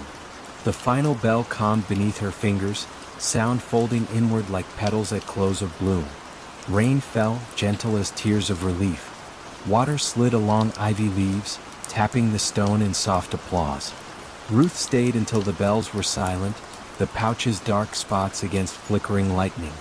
When she reached the cottage, she found the mantel card damp with dew, new words inked beneath the first. "Let the bells open at blossom moon." She checked the journal. Near the back, a clipped newspaper report described a phenomenon. Every 3rd June, when the moon swells above Greystone, apple blossoms glow faintly in the dark as if remembering daylight. Edmund had theorized that reopening the bells on that night allowed moonlight to mingle with stored dusk, weaving sweetness into the coming harvest. The blossom moon would rise tomorrow. When the evening arrived, clouds cleared, revealing a silver coin balanced on dark branches. Ruth walked to the folly, removed each pouch. As the glass met open air, tones unfurled, not louder but richer, chords layered like dawn behind clouds. Pale radiance seeped from bell to branch, petals shimmered with pearly light. The orchard seemed to breathe twice, once with earth, once with sky. Ruth closed her eyes, feeling the frequency settle into her bones, a gentle calibration of heartbeat and hope. She left the bells open that night. Before sleep she noted in her sketchbook, "Dusk tends the breath, moonlight tends the marrow." She realized her own healing had synchronized with the bells' quiet ritual. Closing them welcomed rest, reopening invited light. Month by month the apples fattened, storing hints of lilac and silver in their skins. When Ruth finally packed to leave, she carried a basket for her doctor, fruit that tasted of calm evenings and patient moons. On the mantel she placed a fresh card, Close the bells at violet hour, open at blossom moon. The orchard remembers. As she latched the gate, twilight brushed the sky with the softest trace of purple. One bell rang once, farewell rather than alarm. Ruth smiled, the sound settling behind her ribs like a small, steady star. Moonlight slipped through the cracked skylight like a pale quill poised above open parchment, and the old Briarwood library seemed to inhale the faint ink of night. Nestled on the edge of the Adirondack foothills, the building stood apart from the small town it served, tucked behind sugar maples whose branches crossed like quiet guardians. The lane that reached it curved gently, discouraging haste, and ended in a circle of gravel where visiting cars gathered a soft coat of silver dust before departing again. For nearly a century the library had opened from 10 until 6, Monday through Friday, and then yielded its hush to crickets and wind. Yet residents whispered that some evenings, long after lights were doused, one lamp relit itself in the archive room and pages turned with no visible hand. Children dared one another to peek through the high windows, but the distance and perhaps a sense of courtesy kept them away. In early November, Eleanor Hayes arrived from Albany to catalog a bequest of rare folios, her first assignment since a spell of convalescence. She carried the quiet of recovery within her, a measured stillness she hoped Briarwood might understand. Miss Lowell, the head librarian, greeted her with a smile that had the texture of worn silk and offered a small office under the eaves. "The workroom is yours as late as you like," she said, "though I advise locking up by dusk." The comment floated between hospitality and caution. Eleanor accepted it without question. Her days unfolded in comforting routine. She rose before dawn, walked the perimeter path where frost outlined every fallen leaf, and entered the archive as shafts of early light settled on cedar shelves. The folios themselves, botanical studies, travel journals, letters bound in faded green ribbon, released scents of bergamot, pine resin, and distant rains. She catalogued meticulously, but a slender ledger stitched in pale calfskin eluded any entry. Its pages were blank save for the watermark of an unfamiliar moon crest. Each time she set pen to it, the nib hesitated as though ink refused to claim the paper. On her 7th evening, dusk arrived with a hush deep enough to blur the boundary between inside and out. Miss Lowell had left early for a town meeting, leaving Eleanor alone with the building's wooden size. She meant to finish labeling herbarium plates, yet the calfskin ledger drew her attention. A thin beam of moonlight, filtering through the skylight, touched its cover precisely where the crest lay embossed. The silver outline brightened, and a single line of handwriting surfaced on the first page, delicate as frost on glass. Attendance recorded by lunar hour, do not disturb the silence between names. Eleanor blinked, half believing she had nodded into a dream. She brought the ledger under the desk lamp, but the ink retreated, leaving the page blank once more. A hush, deeper than the library's usual nighttime calm, settled over the archive. Then, from the floor below, came the muted click of a date stamp and the soft scrape of a return cart. She descended the rear staircase. The main reading room lay in low amber glow. One lamp burned beside the long oak table. Beside it stood a tall gentleman in charcoal overcoat, back turned, consulting the card catalog with unhurried grace. His movements bore the cadence of old manners, sleeves whispering against wool as he slid a drawer closed. Eleanor stepped onto the carpet, and though her footfall was slight, he spoke before she could announce herself. "There's room enough for two," he said, voice resonant yet calm, as though they were long acquainted. "The collection prefers gentle company."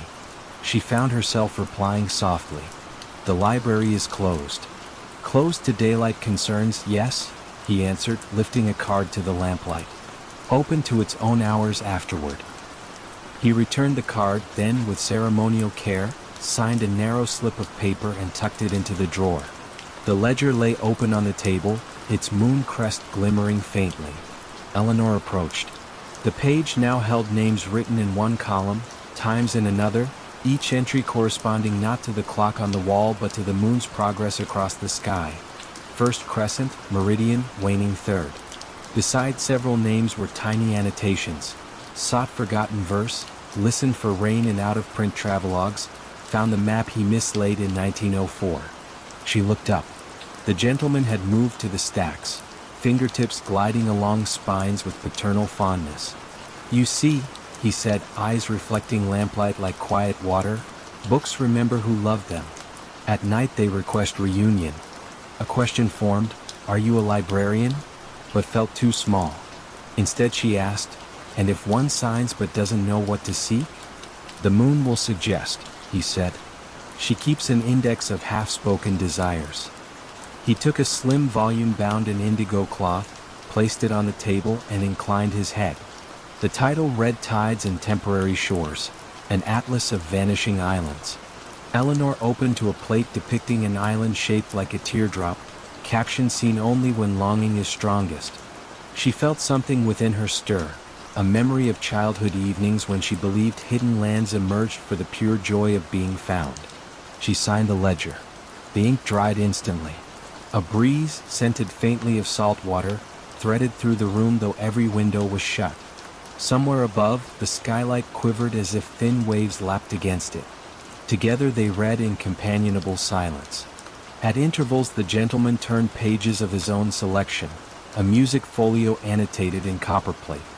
The hours unfolded without urgency, measured by the slow sweep of moonlight across ceiling beams. When the first pale blush of dawn slipped behind the drapes, he closed his book. "Until the next lunar hour," he murmured, placing the volume on the return cart. He donned his overcoat and before stepping into the dim corridor added, "Leave the ledger where it wishes to rest." His footsteps faded like a line of poetry remembered upon waking.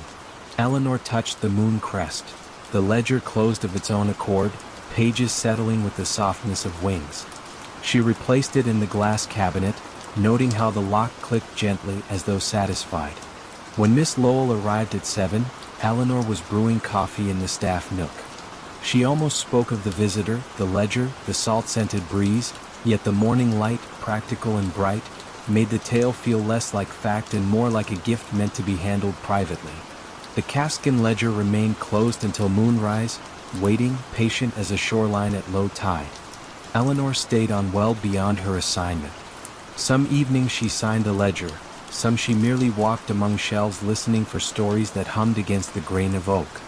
And in the town below, those who noticed her softened gaze after dusk simply assumed that Briarwood's quiet charm was doing its gentle work, never knowing that within the library's lunar hours, islands appeared, forgotten verses found their voice, and a ledger of moonlit attendants kept careful, luminous watch over every seeker who dared to open its waiting pages. Nobody could say when the tall grass first learned to sway in perfect rhythm with the hallway clock, yet on nights when the moon lifted over Lake Larkspur, the meadow around Willowmere Hall seemed to move as though listening for a chime that never quite arrived. The old estate rested on the Vermont shoreline where maples met water in quiet accord, and every path leading to its stone steps wore a hush strong enough to soften footfalls into memories rather than sounds. Willowmere had once hosted summer recitals, cellos murmuring beneath chandeliers, polite applause settling like dust, but decades slipped by, and melodies folded into cobwebs that clung to ceiling roses. Only one inhabitant remained now, Arthur Lee, a retired horologist whose gentle devotion to time had outlived the guests, the gardeners, even the family who'd first hired him to oversee their clocks. Early each dawn he walked the corridor connecting study to foyer, a brass key ring swaying lightly against his coat, testing the gears of every wall clock with patient fingers.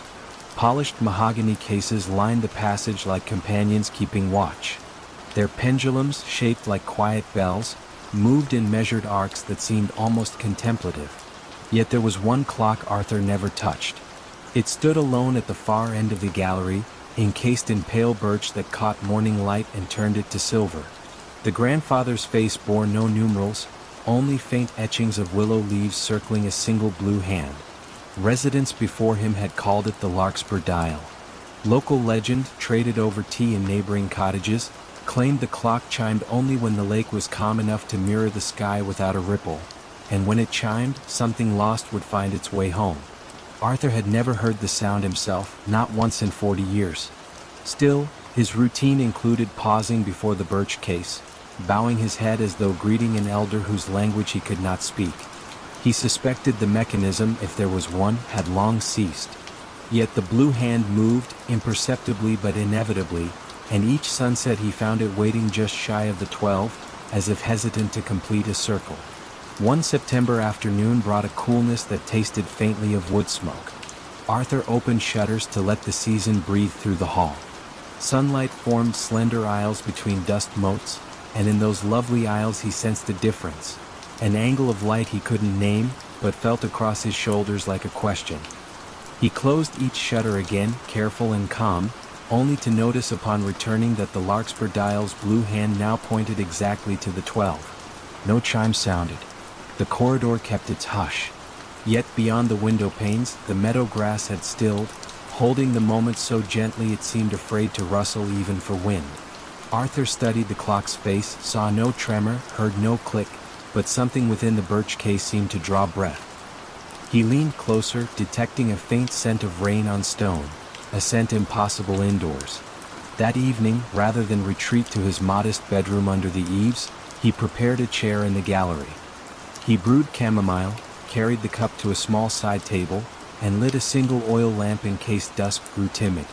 Then he sat opposite the larkspur dial, the meadow's hush pressed to the windows, and waited. Hours elongated yet felt unburdened. The lamp flame dipped whenever the lake sent a sigh across the shoreboards. Sometime near midnight, when even the crickets quieted to a murmuring pulse, the blue hand twitched. A soft metallic hum rose within the birch, nothing abrupt, merely a thread of sound unwinding. Arthur exhaled, and at that gentle release the hum gathered warmth, swelling until it unfurled into a solitary chime. It was neither bright nor mournful. It carried the subdued tone of distant church bells heard through first snow. The sound drifted down the corridor and seeped beneath doors, resting on each clock face like morning dew. The moment the chime faded, a second sound arrived, delicate footsteps upon parquet flooring deep within the house. They paced slowly, thoughtfully, the way one walks through a space both remembered and unknown. Arthur stood but did not call out. He traced the steps by ear until they seemed to pause beside the grand staircase. In the subdued lamplight he saw her, a woman in a traveling coat, pearl gray, holding gloves she did not wear. Silver hair brushed her collar, but her bearing hinted at younger days spent in fluted concert halls. Her gaze swept the corridor with calm recognition, then settled on Arthur as though he were the awaited host rather than custodian. "No train runs this late," he whispered, the words more observation than question. "I didn't travel by rail," she replied, voice threaded with the softness of turning pages. "I followed a sound I knew once." Together they faced the larkspur dial. The blue hand remained at 12, yet the willow etchings glowed faintly as if moonlit from within. She stepped forward, removed a slender brass key from her coat pocket, and offered it to Arthur. Its bow shaped a willow leaf, twin to those etched on the dial. "My father left this," she said. "He wished the hall to welcome us home only when we were ready to listen again." Arthur accepted the key without surprise. He had tended countless locks, but this one felt different, lighter than brass, almost weightless. He opened the case, revealing gears of glass that caught lamplight and shimmered like water. In the heart of the mechanism rested an empty cradle, waiting. He placed the key there, and delicate springs inhaled. The blue hand moved forward, and a second chime, lower than the first, traveled through floor and stone, drifting outside to the lake where it rippled the surface into rings that glimmered under the moon. From the shore, lanterns began to appear, carried by villagers who sensed the long silent bell. Feet padded across dew-cooled grass. Voices hushed in wonder. An unspoken invitation drew them nearer, yet no one crossed the threshold. They simply watched as light awakened in high windows, one by one, as though the house were remembering its own rooms. Inside, Arthur turned to the woman. "Will you stay?" "I believe the hall asked the same," she answered, eyes misted with tired gratitude. She set her gloves on the chair, the gesture small but decisive, and together they listened to distant clocks reset themselves, gears slipping into newfound ease. Outside, the meadow resumed its gentle sway, no longer bound to unanswered longing. The ripples upon Lake Larkspur widened, then settled, mirroring stars so clearly that the night seemed deeper yet kinder. And within Willowmere Hall, the larkspur dial kept time not for departure, but for arrival, its chime now a promise that whatever drifted away might someday return, unhurried and whole when the hour, and the listener, were quiet enough to receive it. A lone glow wavered across the Connecticut salt grass, as though a small star had paused mid-journey and chosen to hover just above the marsh. Iselin was scarcely a village. 3 cedar houses, an aging boathouse, and the decommissioned lighthouse that once guarded the Long Island Sound. The lantern at its peak had been dark for 20 years, yet local fishermen swore that on windless nights a single light drifted out from the tower, crossing the waterlogged reeds before vanishing where the tidal creek met open sea. Elias Vaughn arrived in early September to catalog shorebirds for a conservation trust. He rented the caretaker's cottage beside the shuttered lighthouse, happy to trade city sirens for cricket pulse. The trust supplied a skiff, a notebook, and quiet instructions. Mind the tides, note the herons, ignore the stories.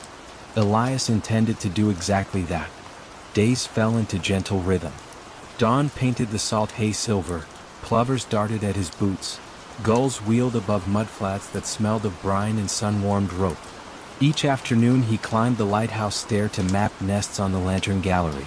The interior smelled of rust and old kerosene, wood swelled by years of fog.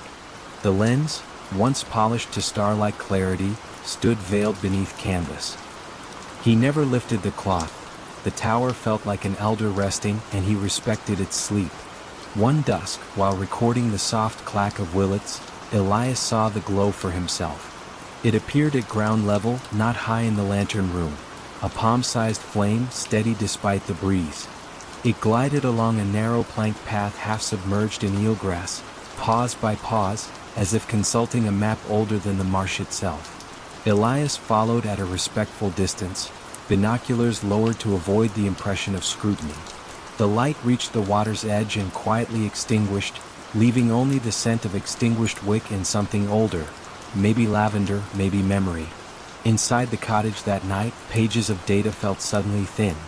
Sleep came in fitful pockets, punctuated by the imagined hiss of a lamp being trimmed. At midnight a soft rattle at the back door woke him fully. He opened it to empty night, yet on the step rested a folded scrap of linen around a brass key, seawater beating on both. The key's bow formed a perfect circle, engraved with 3 letters, ICL, Iselin Coast Light. Morning sun dismissed the mystery with practical brightness, but curiosity stayed. Elias climbed the tower, key in pocket. Halfway up, he noticed a small iron hatch flush with the brick, its lock rusted but intact. The key slid in smoothly, turning without protest. Inside lay a narrow chamber no wider than a closet, walls lined with shallow shelves. On each shelf rested a lantern, dozens of them, each glass polished, each reservoir filled.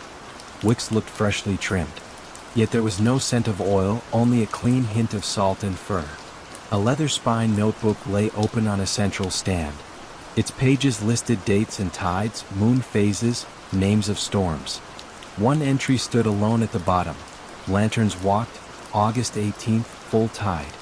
The handwriting felt deliberate, loops careful, as if penned by someone accustomed to coaxing flame rather than ink. Elias added the previous night's date and noted lantern walked, ebb tide. He closed the book, pulse calm despite the oddness. The room's hush encouraged trust over alarm. Evenings grew earlier. Each twilight the marsh exhaled cool vapor that blurred horizons into watercolor grays. Some nights the light appeared, some nights not. When it did, Elias followed at a distance, memorizing its route. Always the same plank path, always the same hush at the creek mouth. He began to wonder if the lantern marked a changing depth, a warning invisible to satellite charts yet crucial to hidden currents. A nor'easter arrived, pressing slate clouds low over the sound. Wind scratched the shutter boards. Rain etched quicksilver diagonals across the pane. At dusk a glow flared within the tower gallery, brighter than any he had seen outside. Elias scaled the spiral steps, lantern from the secret room in hand. The canvas over the great lens billowed as though breathing. He peeled it back. Glass facets caught storm-dim light and spun it into muted rainbows. A panel on the pedestal lay ajar, revealing a chamber just wide enough to cradle the brass lantern he carried. The fit was perfect, as if engineered for that single piece. When he placed the lantern inside, the wick bloomed cobalt, silent yet certain. Outside, the storm's howl softened to a deep-throated hush. Through the gallery glass he saw the marsh lanterns, every single one from the hidden room, floating outward in slow procession, tracing luminous lines along flooded channels. Their reflections braided with rain-shaken water, creating corridors of calm. Wind leaned back, puzzled. Waves settled into gentle heaves. Elias watched until the final flame reached the sea and dimmed beneath the storm-churned horizon.